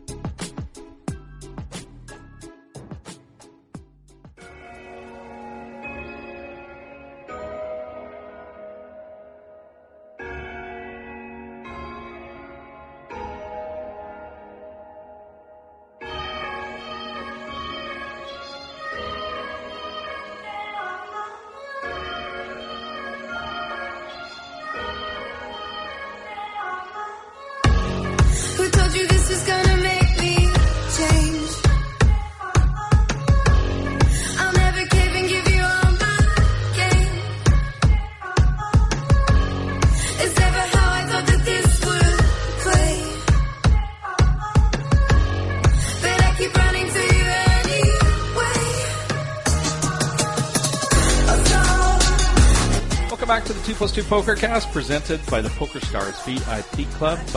Chris, our guest this week is a long-time English stalwart of the poker community. Let's call him that. He is 41st in the all-time English money list, according to the Hendon Mob. He is the 2011 EPT San Remo champion and won a large event at the America's Card Room this Sunday, the $1 million guaranteed. He is Rupert Elder. Rupert, welcome back to the show. Hi, thanks for having me. Congrats on the win. America's Card Room had the $1 million guaranteed. Was there an overlay in that tournament? Yeah, so I think there was it was about $225K in overlay, but obviously it doesn't cost that much to them because there was $40 rake, so it probably cost them about $150,000, I'd guess. They had a bunch of denial of service attacks, I understand, or they've had issues with that. Was there lags during the tournament because of those, or was there any attacks during that event? Right, so at the start of the tournament, a lot of my friends were trying to play it. So I actually played it on Black Chip Poker, which is another skin on the Winner Poker Network. And the tournament got paused twice. I didn't really know what was going on, so I just kind of took it off and just left it basically. And then, eventually it came back and it was fine. I mean, it was pretty much fine the whole way through for me, but I think people on ACL were having more trouble. I see. What's your experience with the network? I've read different things that people say about it. Obviously, $1 million guaranteed Sundays, Sunday events. That's a huge deal that they're running those tournaments and getting the traffic. What's your take on the software and on everything going on around that network? So it's actually only the second time I've played on this network. The last time was the exact same tournament where I don't think it did overlay. I think the software is fine. The thing that annoys me most about it is if it gets to a showdown, you can't see your opponent's mucked hands, which is kind of good and bad, but I don't know, it's just mildly annoying if you make a hero call and you're right and then you can't see what they had. But the software overall is fine. It's good. Oh, even if you call. Yeah, even if you call, you don't get to see. Which probably, people have been saying that for years with live poker, right? One of the things that people complain about is, asking to see the losing hand on the river, right? So maybe that's one of the reasons, Rupert, that it really doesn't ever get used for collusion. Yeah, I mean, I have no idea. For sure.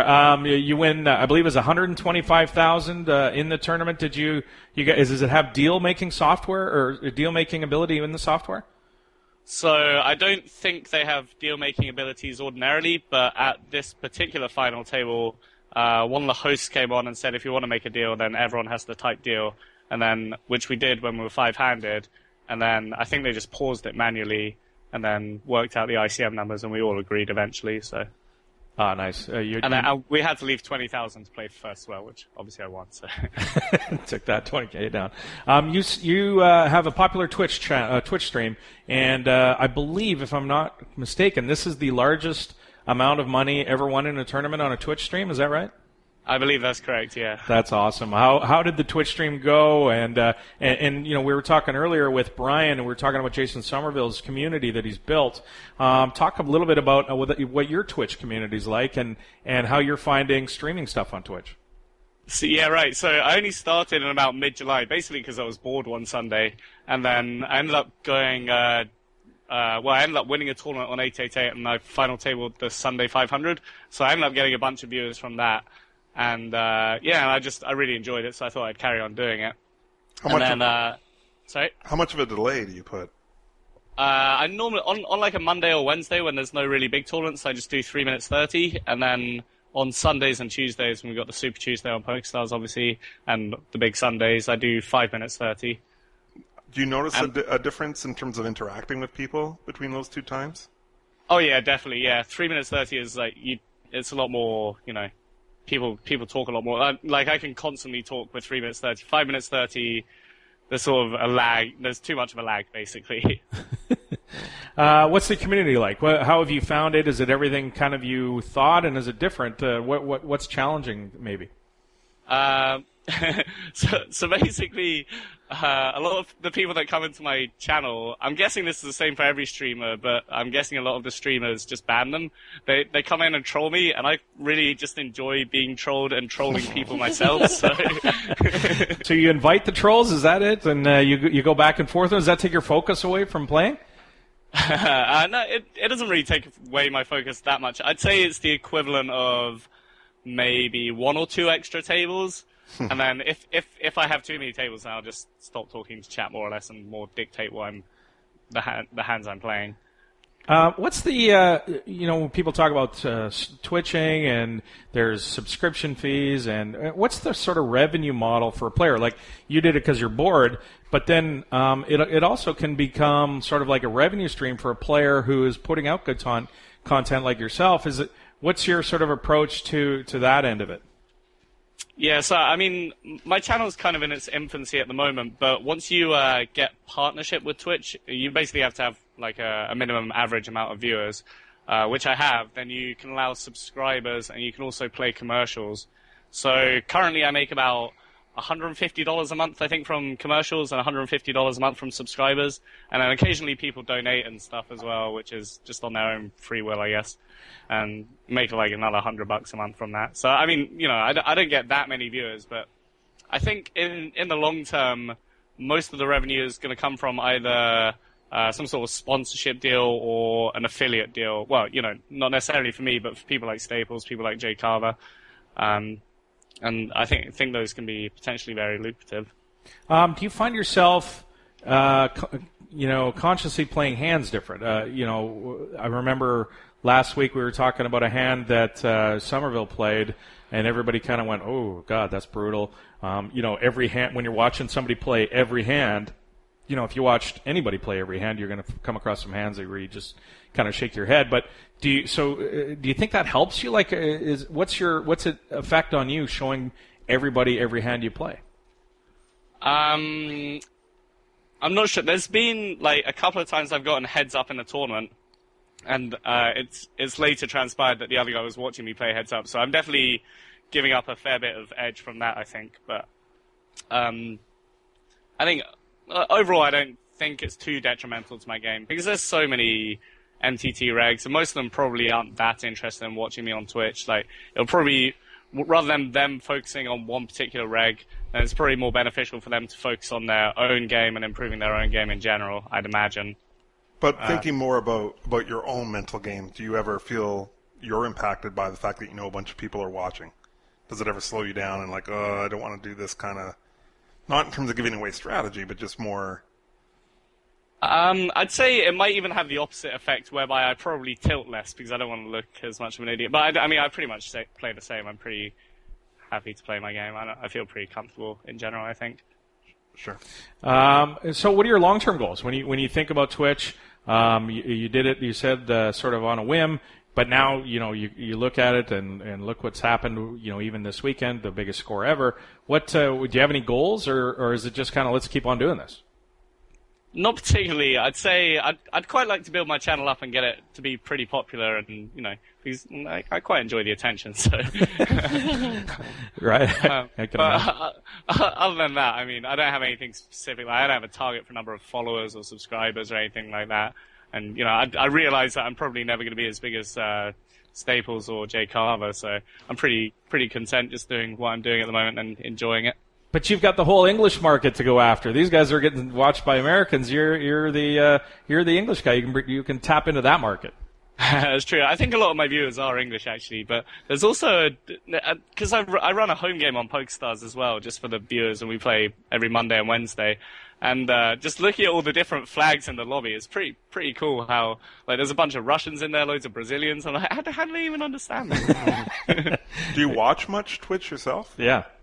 I watch a little bit, definitely nowhere near as much as I stream myself. But when I watch a bit of poker channels just to see what's going on, see what other people are up to, see how I can maybe improve my own stream.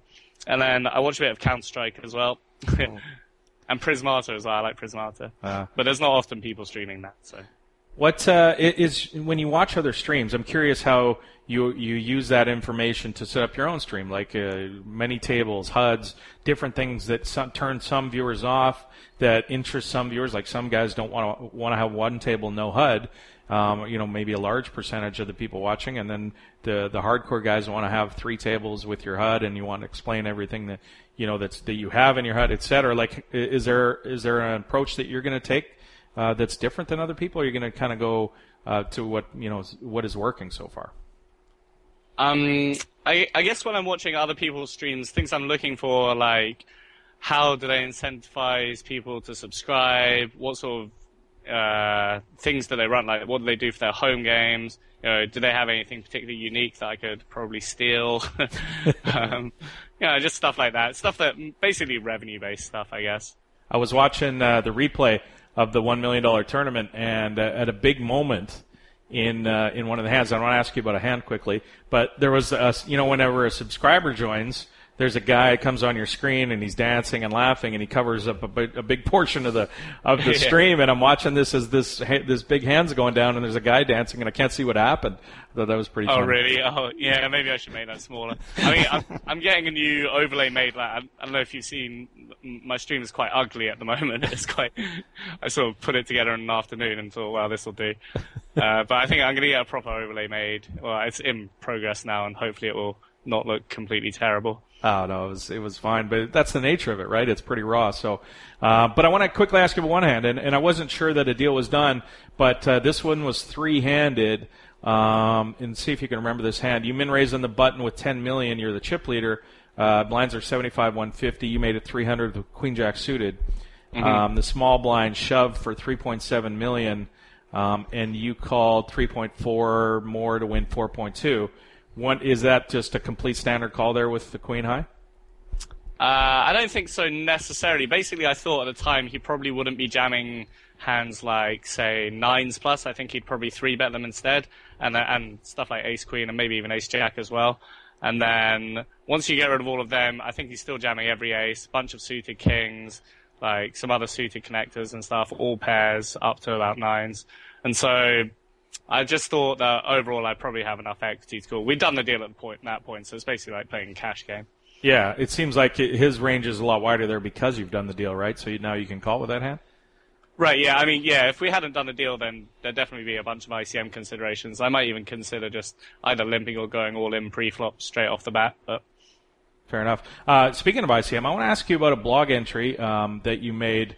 And it's rupertelder.com, right, is your blog? Right, that's correct. Yeah.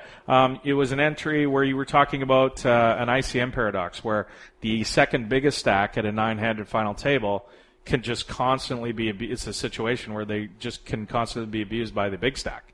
And it was interesting how you kind of talked it through, but you didn't really come to a conclusion on how to proceed as that second stack. And it's a really tough problem because, you know, the second biggest stack, of course, has a bunch of equity, but he can get completely abused by that big stack. Yeah, I mean, I still haven't drawn a conclusion. I think at some point you just have to battle back a bit more, but it really does suck to have to call off a bunch of your chips, even with like a hand as strong as ace king, depending on how deep you are and how big the disparity in chips is. But yeah, I mean, ICM's pretty annoying. There's no way really. It's really fun when you're the big stacker, you just can play a load of pots, but when you're one of the middle stacks, it's tough. Do you think ICM in sort of modern tournament play or whatever, is it more or less solved? Or do you think people are reinventing it regularly still? I definitely don't think it's solved. I think, it's basically like a framework to model how you should play at final tables, right? So, or even points up before the final table. So, I mean, I don't know. I utilize it a lot. I probably put too much investment into it because a lot of what I was talking about in that blog is if you get a reputation as someone that calls off really wide, then then the big stack can't put as much pressure on you because then they're making a mistake. So I don't know. It kind of goes back and forth. How deep of this stuff do you talk about in your Twitch? Is that something that you find maybe some people get turned off by? No, I don't talk much strategy at all on my Twitch. I mean, it's literally us just trolling people and people asking me stupid questions. Go to another channel if you want to hear strategy, right? Yeah, I mean, occasionally I'll go over a hand, and if people argue back then, I'm like, well, that's what you think. So. What do you do with sort of limits of tables that you play? I want to, just get a general idea. Maybe not on your stream, but in general. Like, obviously, you can play, tons and tons of tournaments at once, and many people do. How do you approach a number of tables? So, well, I think overall I generally play too many tables, so I've actually been trying to cut back lately. So obviously I have 4 on my stream going, and then I try and keep it under 16, but it has got to 22 or 23 or 20, even 24 sometimes. Wow. Because 16 can fit on one monitor, it's just a 4x4 tile layout. But then when I have more than that and I'm on 2 monitors, I'm like, well, this is getting silly, so. Yeah, it's hard to keep track of. So what are you cutting down to, like less than 10 or something? Oh no, I'm pretty comfortable with 16 generally, unless I'm deep in stuff. Because most of the time I'm folding, so it's all 9-handed for the most part. I noticed on your blog you talk a lot about you go on there and you give your monthly results, and you include everything rake and money generated by Twitch and pieces that you bought and sold. It's fascinating, I think, to see sort of the results that a professional poker player looks at and takes into account on his revenue. And I just wanted to kind of get your approach to bankroll management because Clearly, this is something that you can spend as much or little as you want playing online poker, and how you approach playing the majors and different things. Like, do you get to a spot where you piece them out, or you're fully bankrolled by yourself, or do you take any kind of consideration into the buy-ins? So I sell action for bigger tournaments. I haven't been staked on sort of a makeup deal for, I don't know, eight years or something. I'm generally pretty tight with my bankroll, and I'm pretty wary of variance as well. While I might be bankrolled for, say, a 1K, I don't necessarily want to play a 1K because it might lead to 50, 60K downswings, which then become not very much fun. So I don't know. I'm definitely on the tight side with my bankroll management. I keep a bunch of money strictly separate from poker as well, so that it's, So what's your approach to selling those pieces off? So if you're going to play Super Tuesday for a K, you have a group of guys that you go and flatten variance out with, or is it how in real terms? How does it work? Oh, so generally I just go to Dominic Nietzsche. I say, Dom, do you want this? And he says yes. That's the extent of it? I should try. Pretty much, I'd like to try that approach. Yeah, that's a good approach. Can you give me Dom's number? I'd rather buy pieces of him. Yeah, indeed. Yeah, same. He does sell me pieces every now and then, so it's not too bad. He was actually the only person I had a swap with in that Winner Poker Network tournament, so he got 5%. Oh, nice! You got 95%. That's a heck of a hit. Awesome, good for you. Yeah. I want to ask you about your approach to your schedule. So, I mentioned you won a EPT event in 2011. You also play a lot live. But you get volume in and online, and you've got these bankroll considerations. You can go play 10K, or could you go play, or do you want to go play 5K EPT events, or do you want to play grind a schedule online? It's sort of I don't know, how do you go about picking that? Yeah, so I think younger Rupert would have said, yeah, I'm going to travel everywhere and play at every EPT, go to the World Series for 6 weeks, whatever.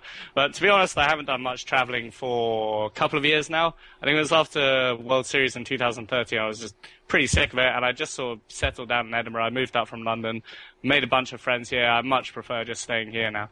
That said, I am going to play IPT Malta, which is just the 1K. And I'm also playing 5K EPTs. I mean, they're definitely not as soft as they used to be. I think they still represent pretty good value, but you just expose yourself to going on huge downswings, and I don't know, downswings are just so depressing. They're not fun. No. I try to avoid them at all costs now.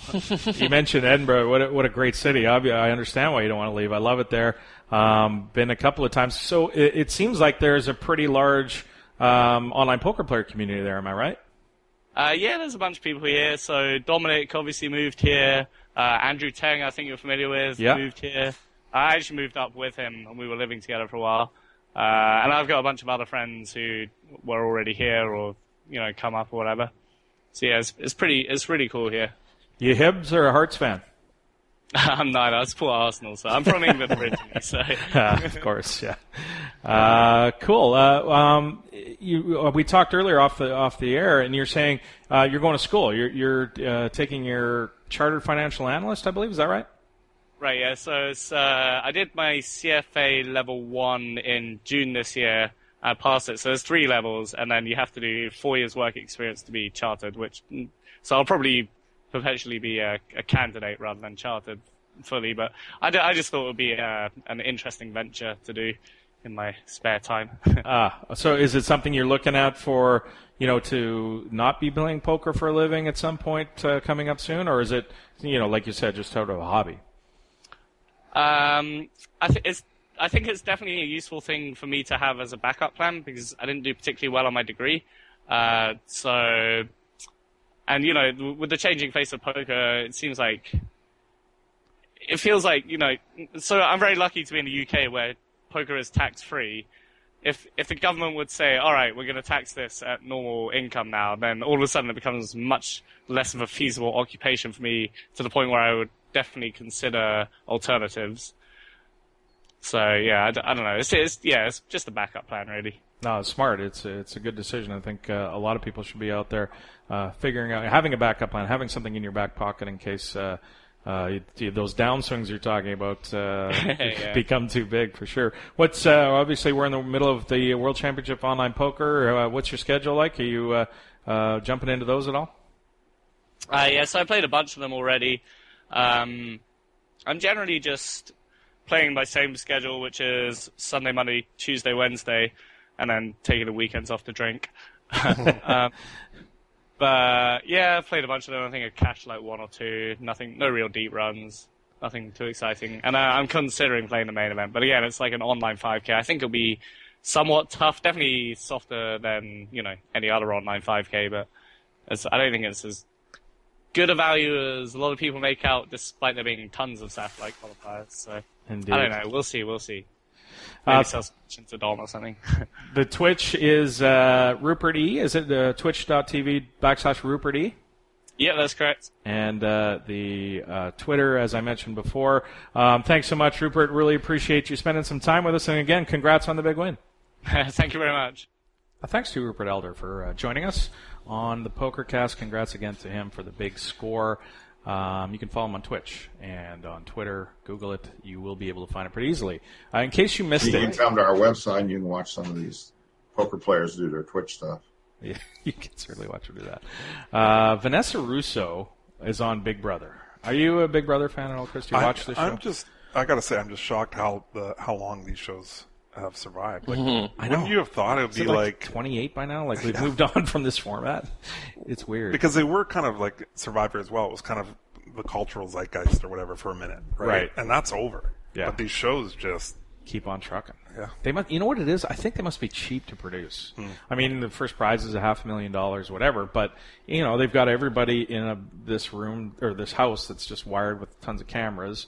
It's already set up. I mean, I guess maybe you just bring a new group of people in and get them to sign up. Maybe that's the reason. Or I guess they probably also draw a ton of people watching these things. Certainly not I. I don't watch them. I used to watch. I think I watched maybe 1 or 2 seasons of Big Brother, and even then it was sort of on and off. Survivor I liked more, but it became sort of repetitive after a while. You get the same thing over and over. I always wanted to see Survivor in like Antarctica.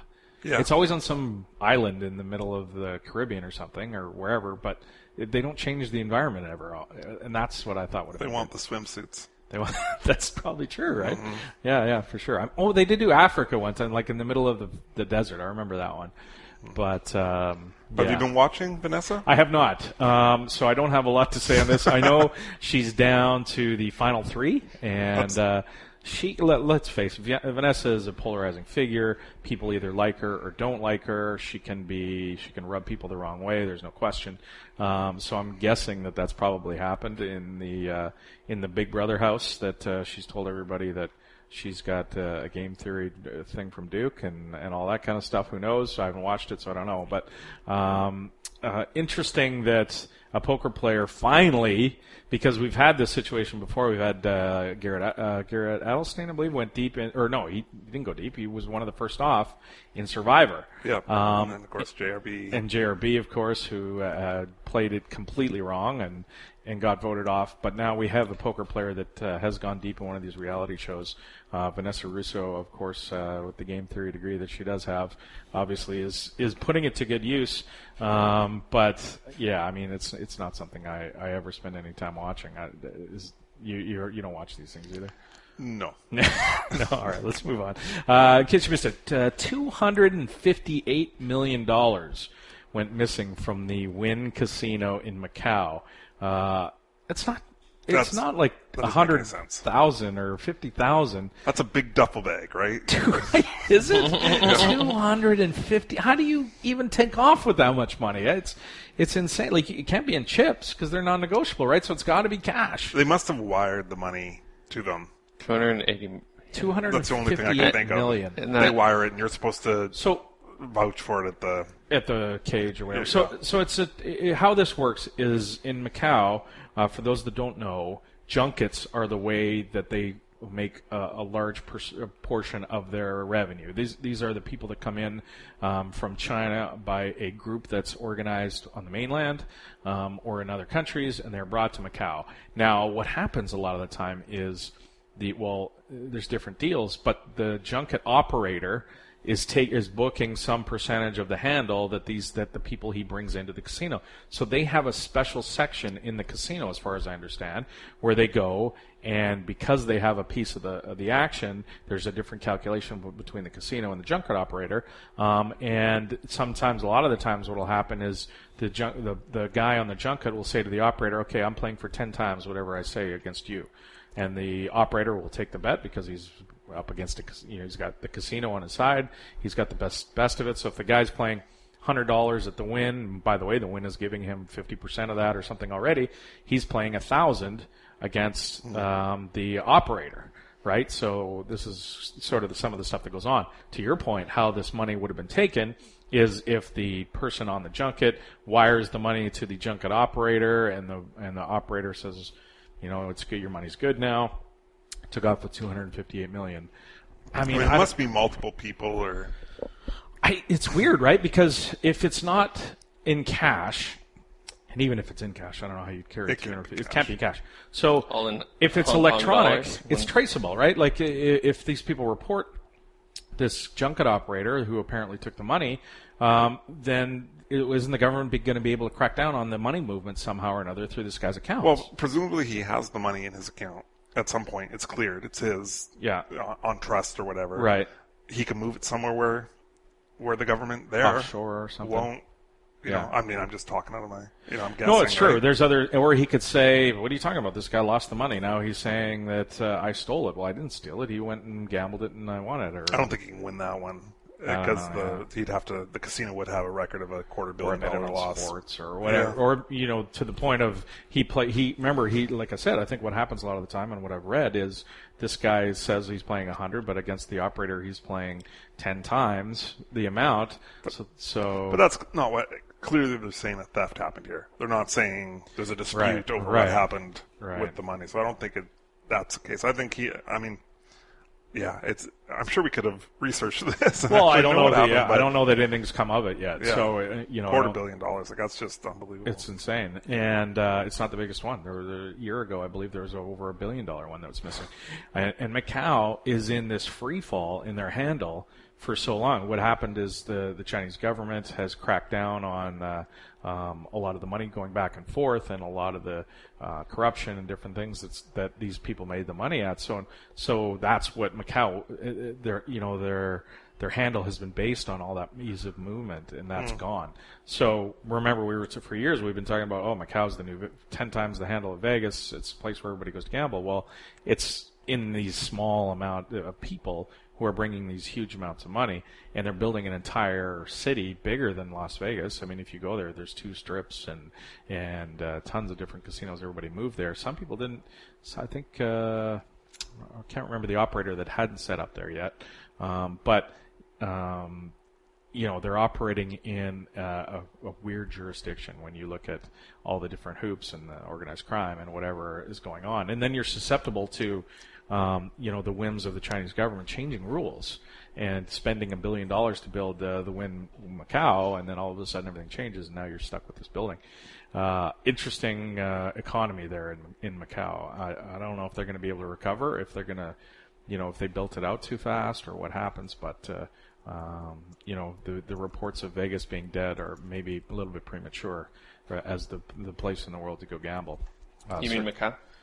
No, Vegas. I think for years, the last couple of years, we've been saying, Macau is going to crush Vegas. Vegas is going to be a ghost town in no time, and everybody's going to Macau. Well, maybe not everybody's going to Macau. Maybe just these giant guys with this. Yeah, it seems like it's from what I gather when we were there, it seems like Macau caters to a very select, part of the Chinese population.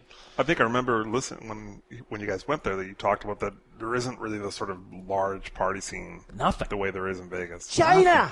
There's nothing. There's one of the stark contrasts we talked about on the show was we go to the pool in the middle of a sunny day and where it was warm and there is nobody there. They've built this $50 million pool complex. Several of them. Yeah, and we're the only ones. It's the middle of the day. Oh, there's like one European guy in a Speedo. Yeah, and you're just what the heck? Everybody's inside playing baccarat. That's what they do when they come here. And I mean, There's one club that was busy. There's one club. There's strip malls of just like the most expensive brands you could think of in every casino. Yeah, so I don't know what the longevity of that is like. Crazy. So.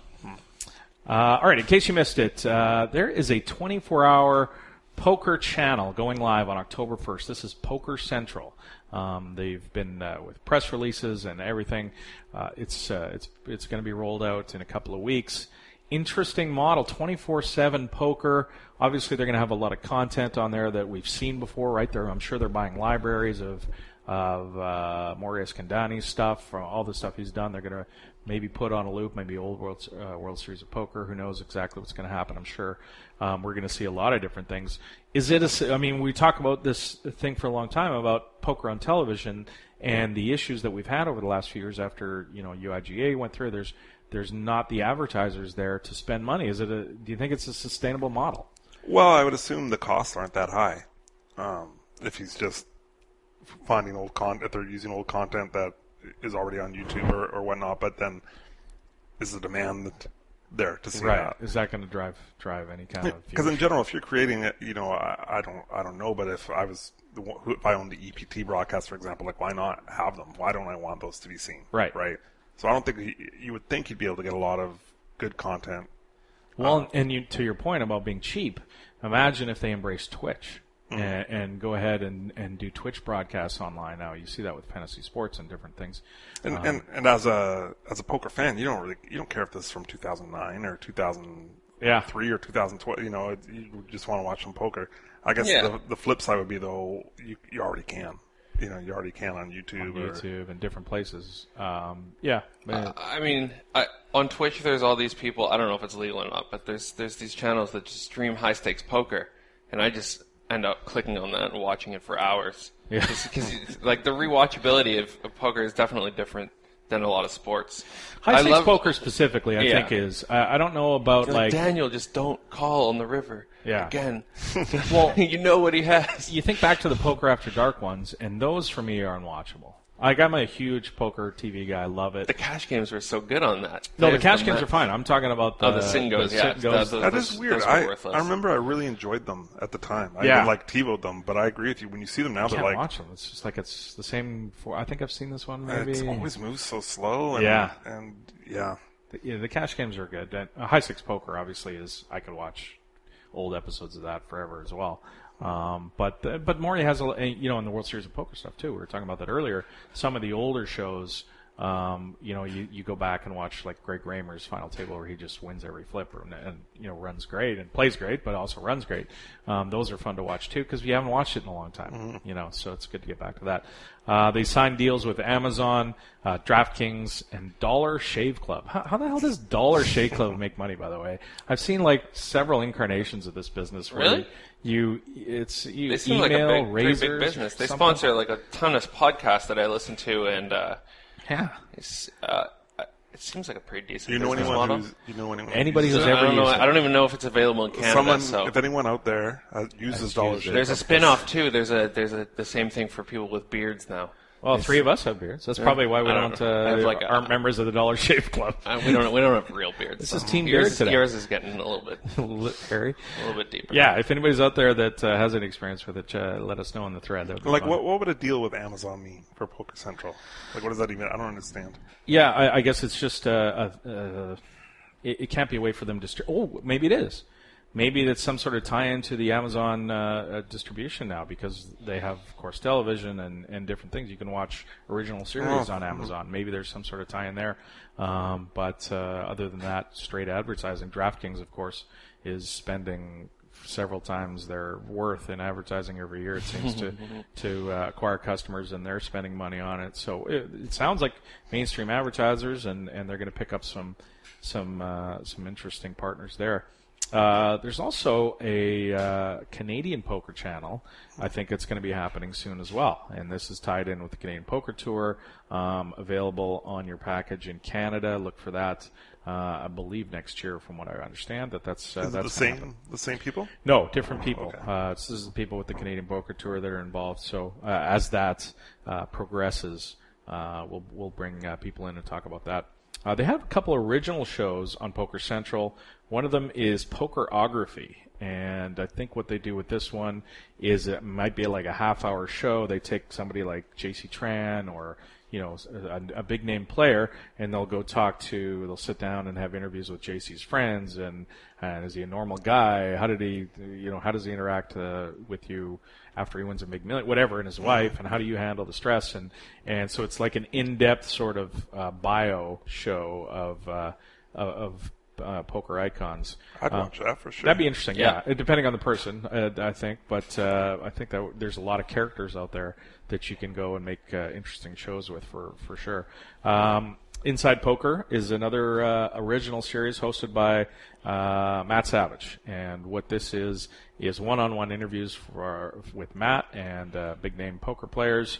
Going to be interesting to see how Matt takes to the interviewing game. I wonder if he's going to enjoy it much after. And again, I talked about this earlier when we were off the air when we were talking about Mason's interview with Joey, and I was saying it's really difficult to do an interview with somebody that you know really well. Like Joey did a great job with Mason. I'd have a hard time, or I do have a hard time interviewing Mason as far, when Mason comes on and he talks about certain topics, that's one thing. But when we're talking about Mason's career, his life, I know a lot of those things already. So for me to go ask, it wouldn't occur to me to ask him about some of the stuff that Joey did. Sure. So I think Matt might run into similar problems with that because he knows those guys really well. And it's going to be interesting to see if Matt can sort of put that aside a little bit and ask those questions that he knows the answer to. He's good at everything he does, so I'm hoping and thinking that he's not going to have much problem with that. All right, so that's going to do it for segment 2. We are going to come back after the break and finish up. We've got some forum stuff to get to, some emails, and we'll get to more of that after the break. You're listening to the 2+2 Pokercast presented by the Pokerstars VIP Club. More right after this. 500 Zoom 6 max, 370 big blinds deep. I open button with a min raise with Queen 8 of clubs. Greg Merson calls on the small. Flop comes deuce 4 queen with diamonds flush draw. He leads 1750 and I raise to 55. He 3-bets to 172 and I call. Turn is a brick, deuce of clubs, and he bets 2/3 of the pot. I call. River is a king of hearts, leaving the flush draws missed, and Greg overbets the pot big, betting 1,470 into $785 pot. I felt like he might be pushing me off my hand, so I called and was good against his 10-9 of diamond. Team Pro Online's Mikhail Inasai-Shalamov is a Supernova Elite VIP. This is the 2+2 Pokercast presented by the Pokerstars VIP Club. Okay, people, most of the kittens have perished. There are a few left you can save, though, and here's how to do it. Get involved with the Pokercast by emailing your questions, suggestions for the show, or even record a sound clip. Adam will be using the best ones on the air. Well, let's face it, probably the worst ones as well. I can see you there at your computer. Send an email right now. Totally disagree with one of Adam's takes last week? Send an email. Love last week's interview? Email. Want to know how much cash Adam has on him right now? Email. Pokercast at 2plus2.com is the address. Ship the funny to Adam today. Hey, folks, don't forget to follow the Pokercast crew on Twitter. Adam is at PokercastAdam, and he'll keep you up to date on things like upcoming guests, listener contests, and all the latest bacon-related food innovations.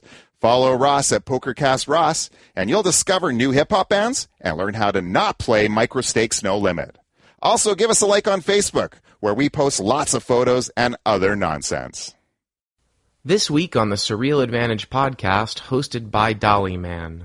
Usually in a NFL weekend, there are going to be anywhere from 2 to 5, possibly even 6 games that are teasable, where they're Wong teasable, where it will cross both the 3 and the 7. Every once in a while, I will stretch a little bit and tease off the 3, and I'll tell you a little bit about why and when I do that. The 3 currently is worth about anywhere from 21 to 23 cents, depending on what the spread is. Let's say 22 cents. You can check out the Surreal Advantage podcast every other Monday, only on CrushLivePoker.com.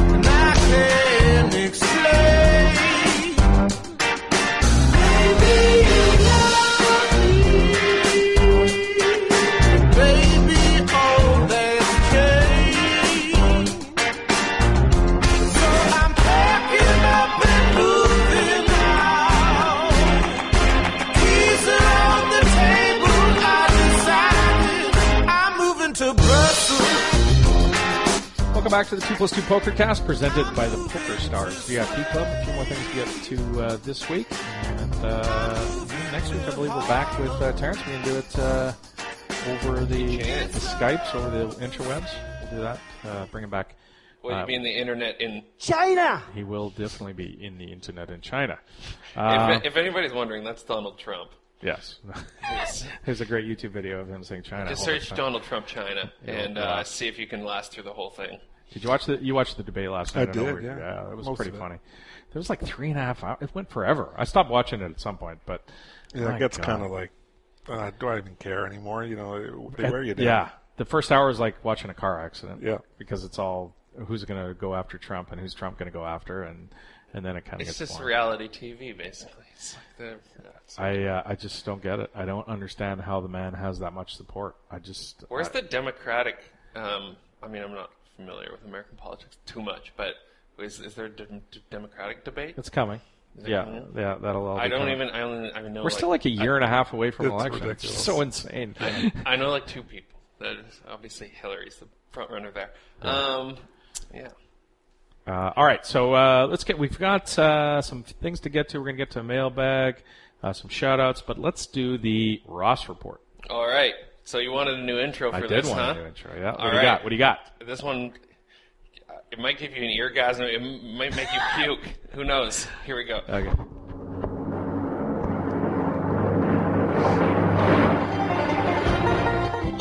Good old Rossco. Sure glad he's all right. Listen, boy, you gotta pick your spots good. Hey, mother sunshine. Hey, good. You dipstick! It's time for a Rossco Report.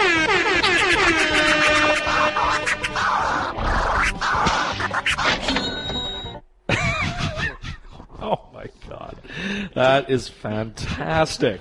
I love you dipstick. Oh, that was fun to You know what? People who never watch Dukes of Hazzard aren't going to get any of that. Yeah.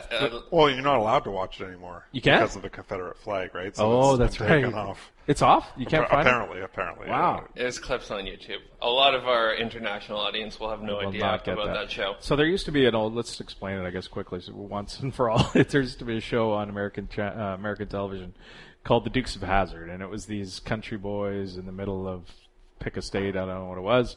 Tennessee, probably. Yeah, something like that. They had this car called the General Lee, and on top was a Confederate flag. And of course, now with all the controversy surrounding the Confederate flag, that's shunned upon. But the sheriff of the town, that these two guys were always outlaws, and they were always trying to get away from the sheriff. The sheriff's name was Rossco. Hence Rossco's nickname, but he was a bumbling sheriff who actually just died, I think, in the last year or whatever. We had a little discussion about him, but he was hilarious on the show. So there was definitely a time that was my favorite television show. Well, it used to be on TV all the time. Daisy, I mean, Daisy Duke, right? She was. They made a spin-off for like a new movie, I guess. Oh, they did. Jessica Simpson played Daisy Duke. Boss Hog. All right, so let's get to the Rossco Report. All right. The first hand, I notice you fold hand, I'm under the gun. You know, I've changed my ways. I'm running some sims. I'm working on my game. I get dealt king, queen, 8, 9 under the gun, and I let it go. And you just snap fold it. No. I love it. That's awesome. So that is all of hand number 1. Do you open it double suited? I mean, yeah, probably. I like. Well, 6 max. You flatted 6 max. before and with it. That's why I didn't like it. I think before it wasn't double suited, and you flatted it. It was a 9-handed live game when we were talking about it last. Sure. Exactly. Yeah. Totally different. Double suited under the gun, I think, is legit, and in late position. Sure. With a single suit, it's probably legit too. Okay. The next. Thank you. The next hand is a Zoom hand, 10 cent, 25 cent PLO. Your game of choice. You're in the big blind, the 10 cent, 25 cent. You're in the 25 cent big blind. This is my game of choice, but I've actually yesterday I banked a tournament for about Nice. 1,000. What? $1,000? Hold'em, yeah. Nice, attaboy. And it just gets me like unstuck for the day. for the last week or so. Oh, okay. Guy opens to 85 cents in the cutoff. You are in the big blind with the Jack, 10-5, the 10 Jack of hearts. Everybody folds to you, and you call the 85 cents. The flop is 10 Jack 8 rainbow. So you flop top set. You have the 10 blocker, which is bad, obviously. You check, and it goes check. So check behind. Mm-hmm. And you're both playing. The other guy's playing $38. Yeah, you have it covered. The turn, it goes check. The turn is an 8. So now it's Jack 10 8 now 8. I have the nuts. Beautiful card.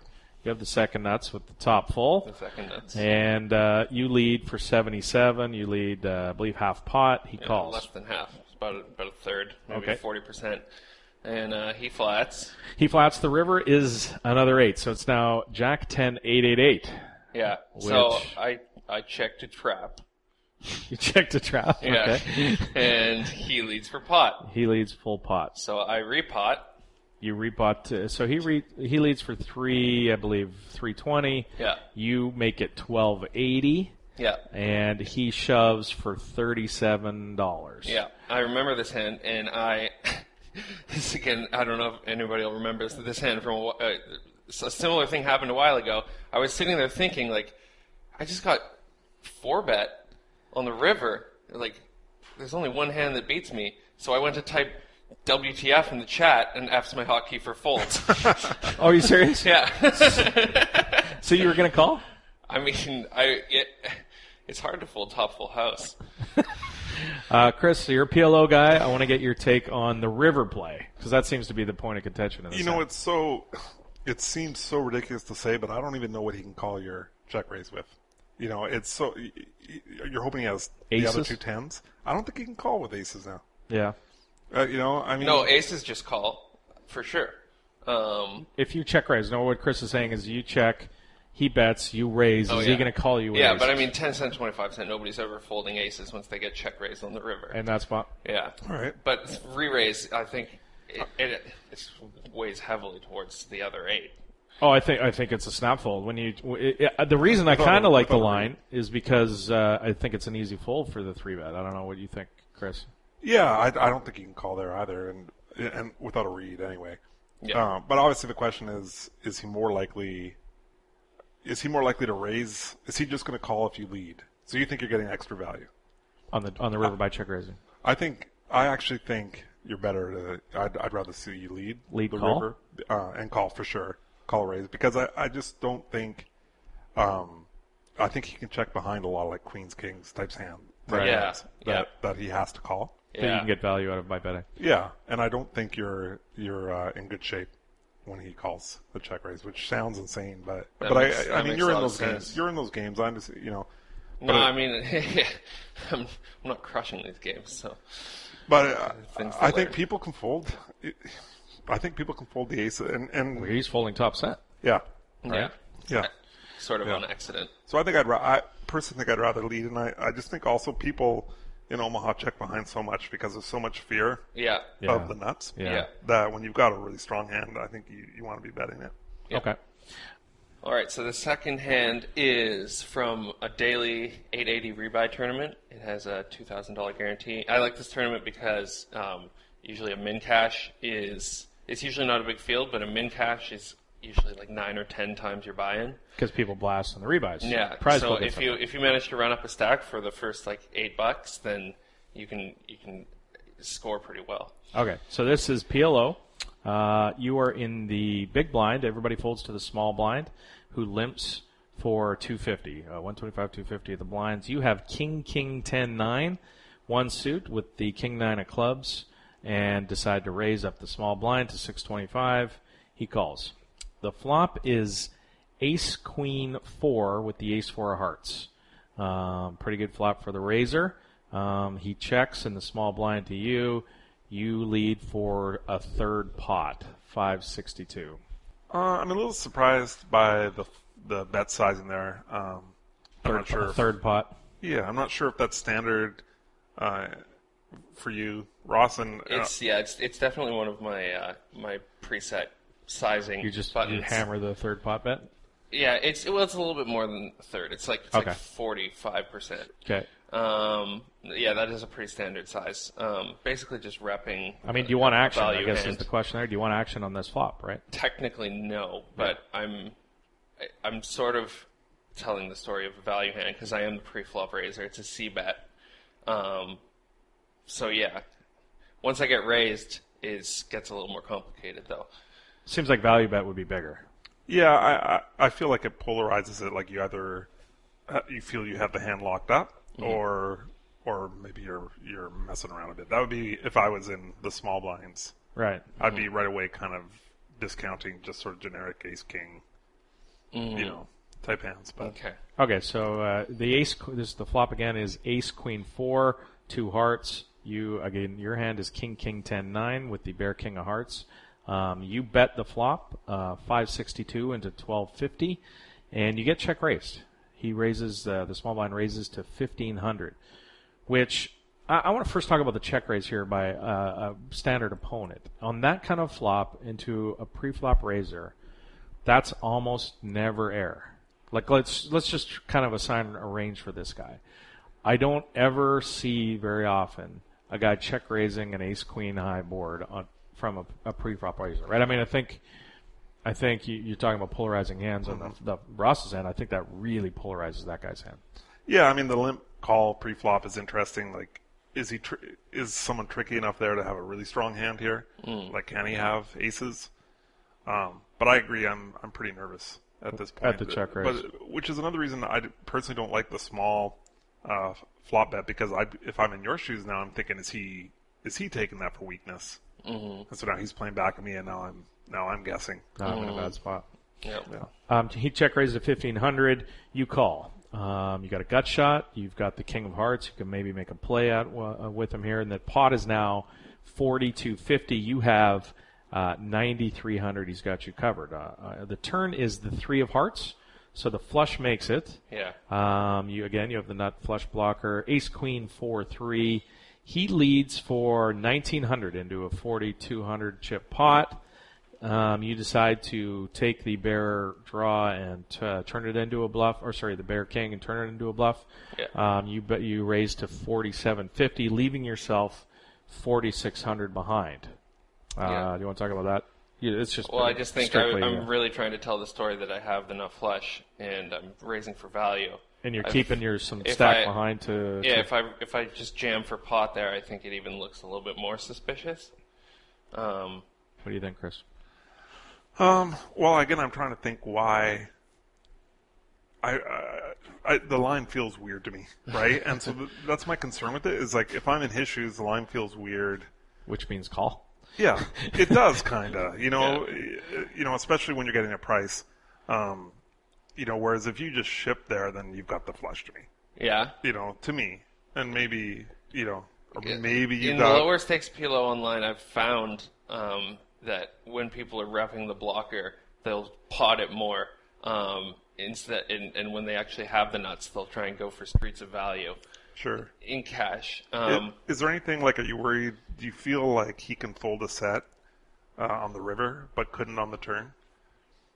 Are you saving enough money back, I guess is the other question, right? So you've got 4,600 left. Yeah.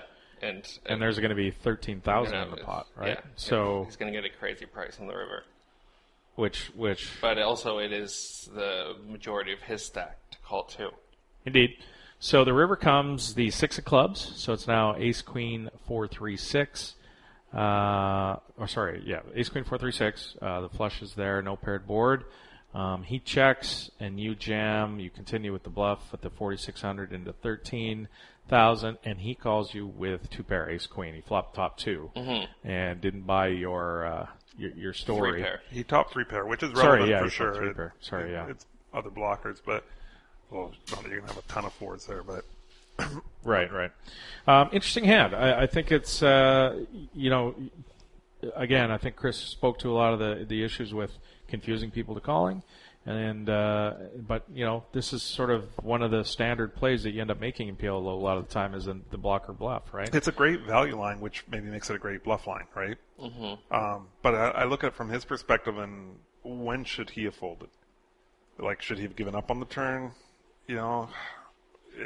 Every step of the way he was getting a price. Yeah, like 4-1 sort of thing. Yeah. And I also think in PLO, the nut blocker bluff is so, such a common thing that it gives people a reason to look you up. Like if something feels off, you know, I think people start thinking, not blocker. Especially in lower stakes where it's not, the money doesn't mean quite as much to people. Yeah. And especially when you're blind They versus just want blind. to sleep at night. Right? Like if you're blind versus blind in that spot, it's much harder to buy, or it's much easier to believe it's a nut bluff, because you're playing two-handed, and there's a decent chance because you raise that you're going to have the king of hearts in your hand. I mean, if I'm him here, I feel I can never expect to be good, So that's why I understand why you're frustrated a little bit that you got called. Because I mean, we all play PLO and you're dead there, right? when it plays out like that. But at the same time, I'm like, when's his folding point? I guess on the turn, but he's feeling a little suspicious, and he's got full house outs, 3 pair. Yeah, indeed, and and by virtue of having the ace queen in his hand, it skews your range a lot more too. Yeah, and the heart, it's a pretty convincing story when you just call to hit the flush on the turn. You can't rep it till it comes in. So. Yeah, I think I prefer shipping it on the turn because I think it gives him an easier fold. Yeah, it doesn't get a price. But I'm not sure he folds anyways. Yeah. So do you think maybe I should have just folded the flop? It certainly wouldn't be it's not terrible. That would have been the ABC way to do it. Well, yeah. I mean, you also have the gutter to the out, so I don't know. And a king probably is good. You gotta make, you gotta make a play like this once in a while. Getting creative. Yeah. Just give him a more chance to fold. If you just play ABC, don't get better. I think the bet sizing maybe messed you up a little, made it too hard for him to fold. Yeah, that's definitely something to work on, is sizing. All right, then you want to talk about the next hand? Yes. So this is a squirrely hand. I was playing this on the stream. I decided to stream. I felt guilty about not streaming on Sunday, so I streamed on Monday. Yeah. Got a few people in there. Good. Actually, I streamed the heads up of the 10K high roller. Oh, nice. I had a few people, a few fans of the show in there watching, and we were railing. I think it was Lucky Chewy and some German guy named Timothy or something who took it down. Yeah. So that was pretty fun to watch. And then I played this hand. So I have $131, which is over 5 buy-ins at 10.25 cents. Yep. And the guy to my left, the villain in the hand, player 1, has 241. So we're both extremely deep. So it limps to me in the cutoff, and I have the 10 jack queen 9. Again, this is Zoom 6 max. The guy under the gun limped. The next one limped. You're in the cutoff, and you raise to $1.35. Yeah, I pot it with queen, jack, 10, 9. And even the limpers have a couple hundred big blinds. 200 big blinds, yeah. Oh, yeah. So you have Queen Jack 10-9, everybody's favorite PLO hand, Queen Jack of Diamonds. In the button, after you make it $1.35, the button makes it $4.90. He re-raises you. Both blinds fold. The under the gun player calls, and the second limper folds. Strangely enough, I guess he was worried about getting the re-raise back to you, which indeed you do. You make it. You click it back for $10.60. Yeah. And the guy in the button calls, as does the guy under the gun. Now the flop is Queen 8-7. Can we talk about the clickback first? Sure. Let's talk about the clickback. So this is strange, and I feel like watching this now. I mean, like, I love to get money in the pot with this hand, but I'm also scared of just potting it and getting repotted, and then flipping for Here's the a thing. 10 buy-in pot. I don't really hate the clickback, to be honest with you. I hate it. You hate it? You hate it deep? I hate it because the guy, if he's got aces, you're now letting him get down to a 2-1 SPR, or you got to fold, right? He can pot it now and make it. So what can he make it, like $40 or something? Right? Yeah. So there's going to be 120 in there, or SPR 1, right? Yeah. If everyone calls, or you have to fold and give up your equity in here. And he doesn't always have aces, though. No, but and the upside. Well, and plus, you want a high SPR here, right? It's good to build. It's good that you built a pot a little bit for sure. I like obviously this hand flops extremely well. Yes, but why you're reopening it? That's what I worry about. Would you fold to a 4-bet? No. Yeah, and it's obviously a super high variance play. Yeah, I mean you're close to flipping with pretty much. Sure, everything. you can go with it for sure, but I just don't think you need, as good as that hand is, you don't have an equity edge right now that you need to push against the range, right? Right. If you look at how it runs hot and cold or whatever, right? It's not like aces where, you've got an equity edge. You may as well pile in. Mm-hmm. And maybe the other thing is, if you define your hand more skewed towards aces when you click it back, that takes away some of your. That makes it more, repping other hands is going to be more difficult, I guess. But it's great that you can rep aces now for sure, obviously. And if you know you're just going to get calls, then great. It's going to change you, especially playing this deep. It's going to change how you approach bluffing, though. If your hand is skewed towards aces, you're going to have a hard time, representing much else, right? Yeah. Okay, so the guy calls. So obviously, you would think at this point doesn't have aces, and the under the gun player also calls. Mm-hmm. He's got exactly double suited kings, by the way, just so you know. That's what I was thinking now. The guy who flatted? The guy who 3-bet. Yeah, the guy who 3-bet. Yeah, I asked him after the hand. Yeah. Oh, you got a hold of him? Yeah. I think he was Russian. Probably. Yeah. I mean, obviously, it's good to have this hand in a 4-bet range. Okay, so the flop comes Queen 8-7, Rainbow. Great flop for your hand, obviously. The under the gun player checks. He's got 37. He barely has the pot left. You bet 20 into a $30 pot, and the player on the button flats. Do you like the 2/3 pot bet? Yeah, I like that too. The turn is the other guy folds. The turn is 5 of clubs. Queen 8-7-5 now there's a flush club draw, and now 71 in the pot. You have 100 left and lead for full pot. Yeah, I decided to pile 71. I'm not sure if that was the. I mean. So if Chris is right and he has exactly double suited kings, he has to fold. If he just has kings. I mean, to me, it kind of goes back to the previous hand of But I don't know. You made it too hard for the guy to fold, which is why I do kind of like just piling here because you can't be in that bad shape. Right. Definitely not. You've got it's nice that you've got the queen, so he doesn't have top set that often. Got a massive wrap.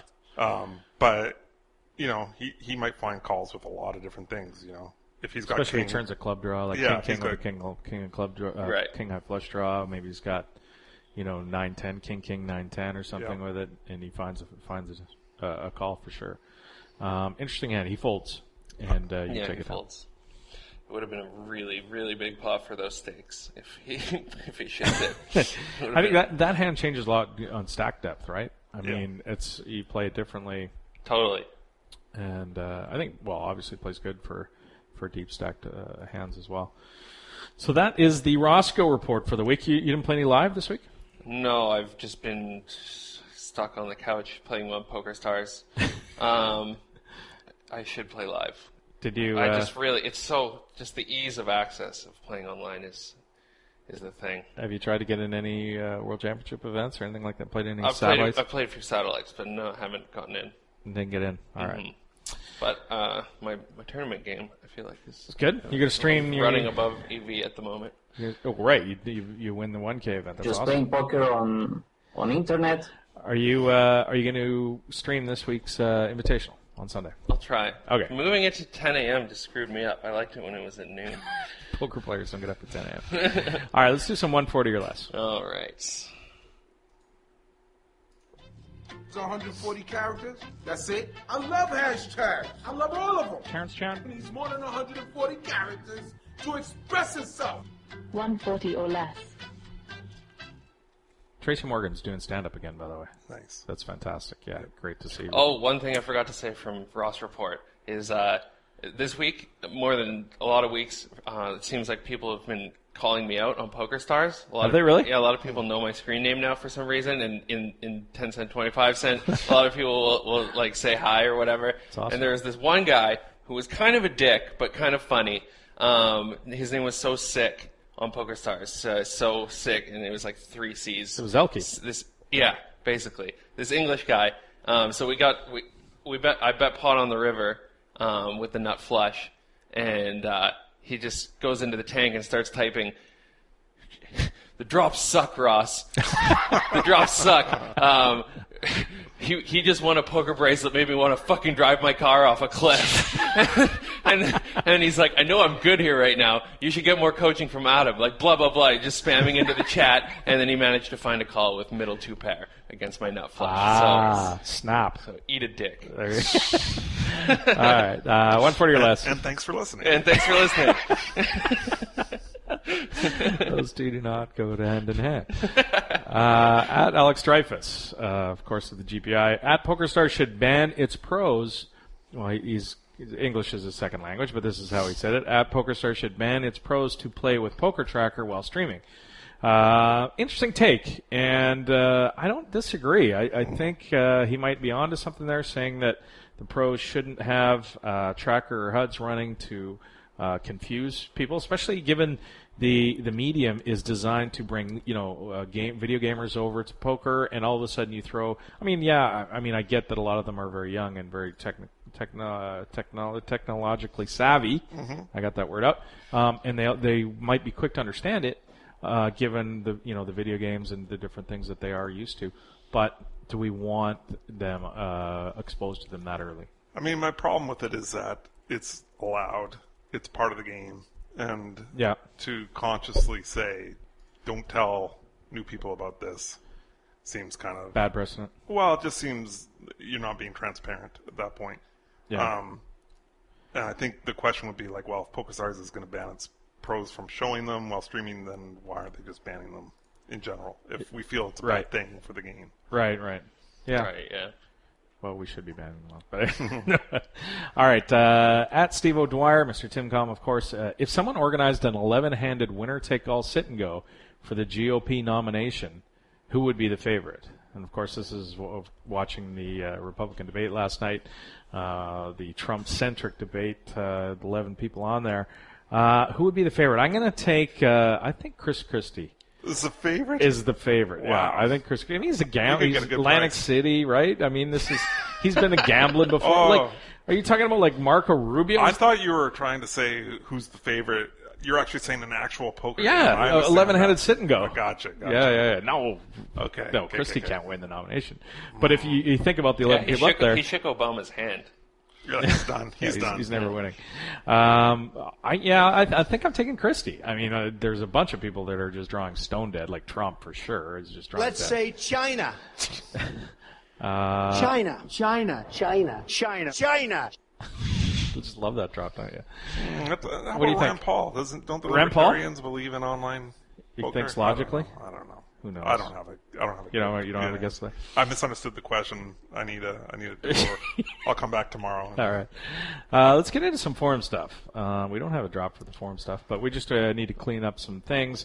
The people have spoken, and they have voted Drop Survivor off the show. It was this idea that I had. People seem to think that I was forcing it, trying to come up with segments. I wasn't. What the idea was... trying to come up with segments. The idea was that we had to clean up some of the drops, and then I thought, well, why should Ross and I clean it up? We should leave it up to the people who... The tribe has spoken.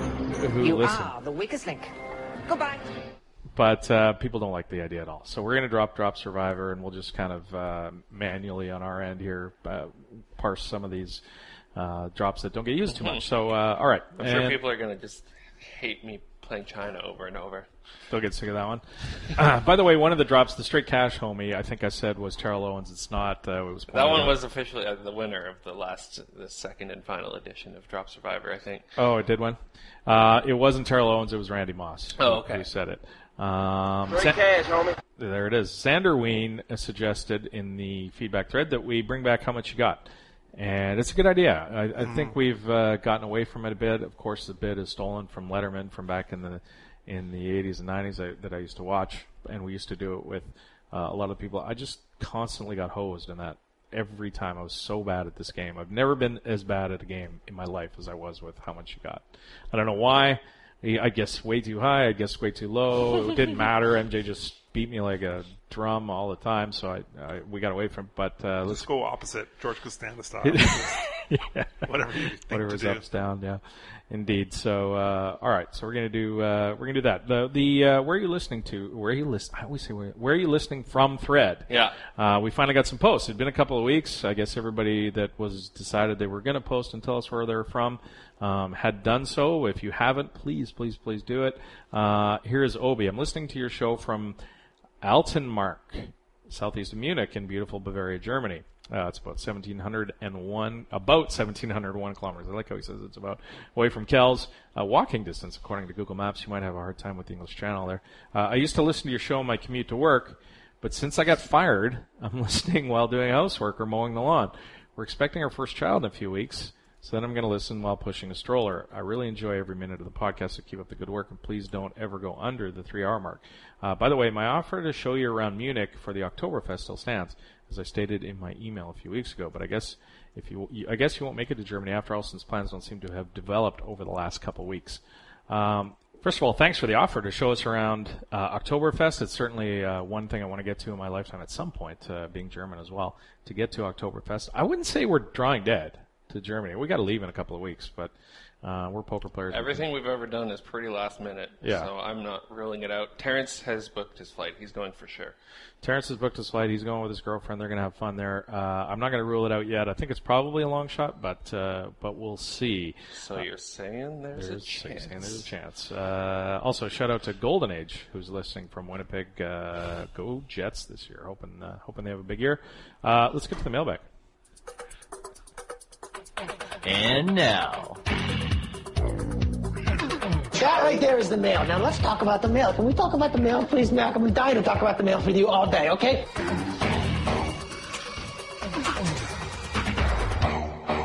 Mailbag. Coming from Maycrow. First time emailer, lifetime subscriber. I miss listening to Mike, but I enjoyed listening to Terrence. Adam, you the man for over 500 episodes and entertainment. I'm reading all the pro Adam stuff. That just gets read. Like, if you're going to send an email into the show, if it has pro Adam stuff, it's getting read. My question is, do you think David Bazoff will defeat Sheldon Adelson in bringing online poker back to the citizens of the U.S.? I think it will. I don't.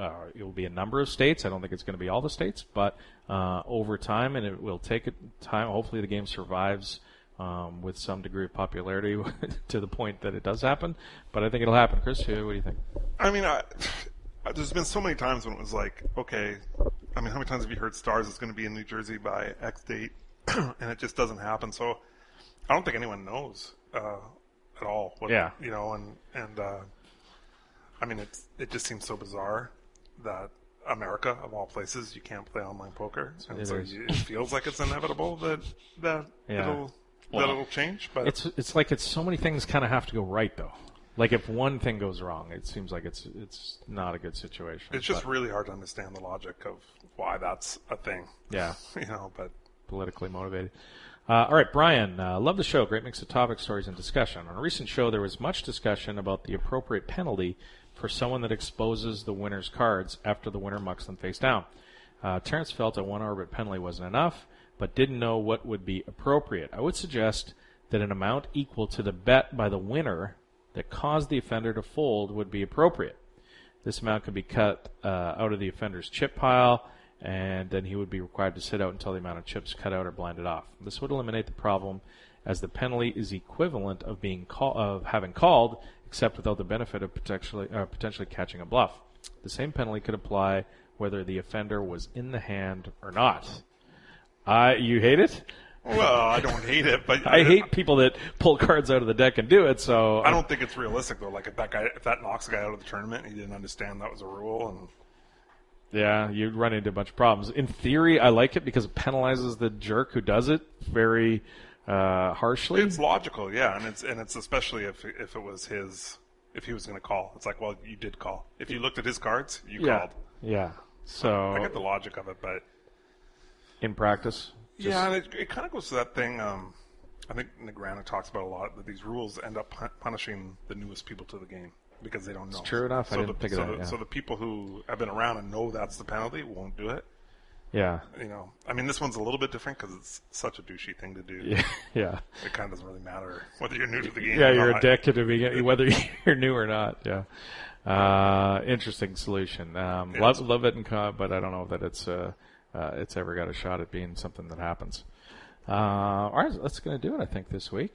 Thanks to Rupert Elder for joining us, talking about his big win on the Winning Poker Network. And thanks to Bryan Slick for joining us and talking about the World Championship of Online Poker. And go check out some events if you haven't yet. Thanks to Mr. Chris Jonat for sitting in on the show. Appreciate it. I know you're listening to the show. You're going to listen to this one? I was saying to Rossco this will be the first one that I definitely will not listen to.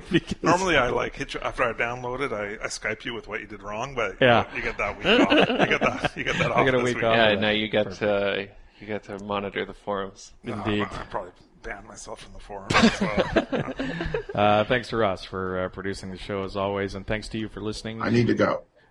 Is this enough? Thanks to Mason for providing us with a place to do this show and some entertainment on Joey's podcast. We will talk to you next week. Have a good week, everybody. Thanks for joining us. The 2+2 Pokercast has been presented to you by the Pokerstars VIP Club.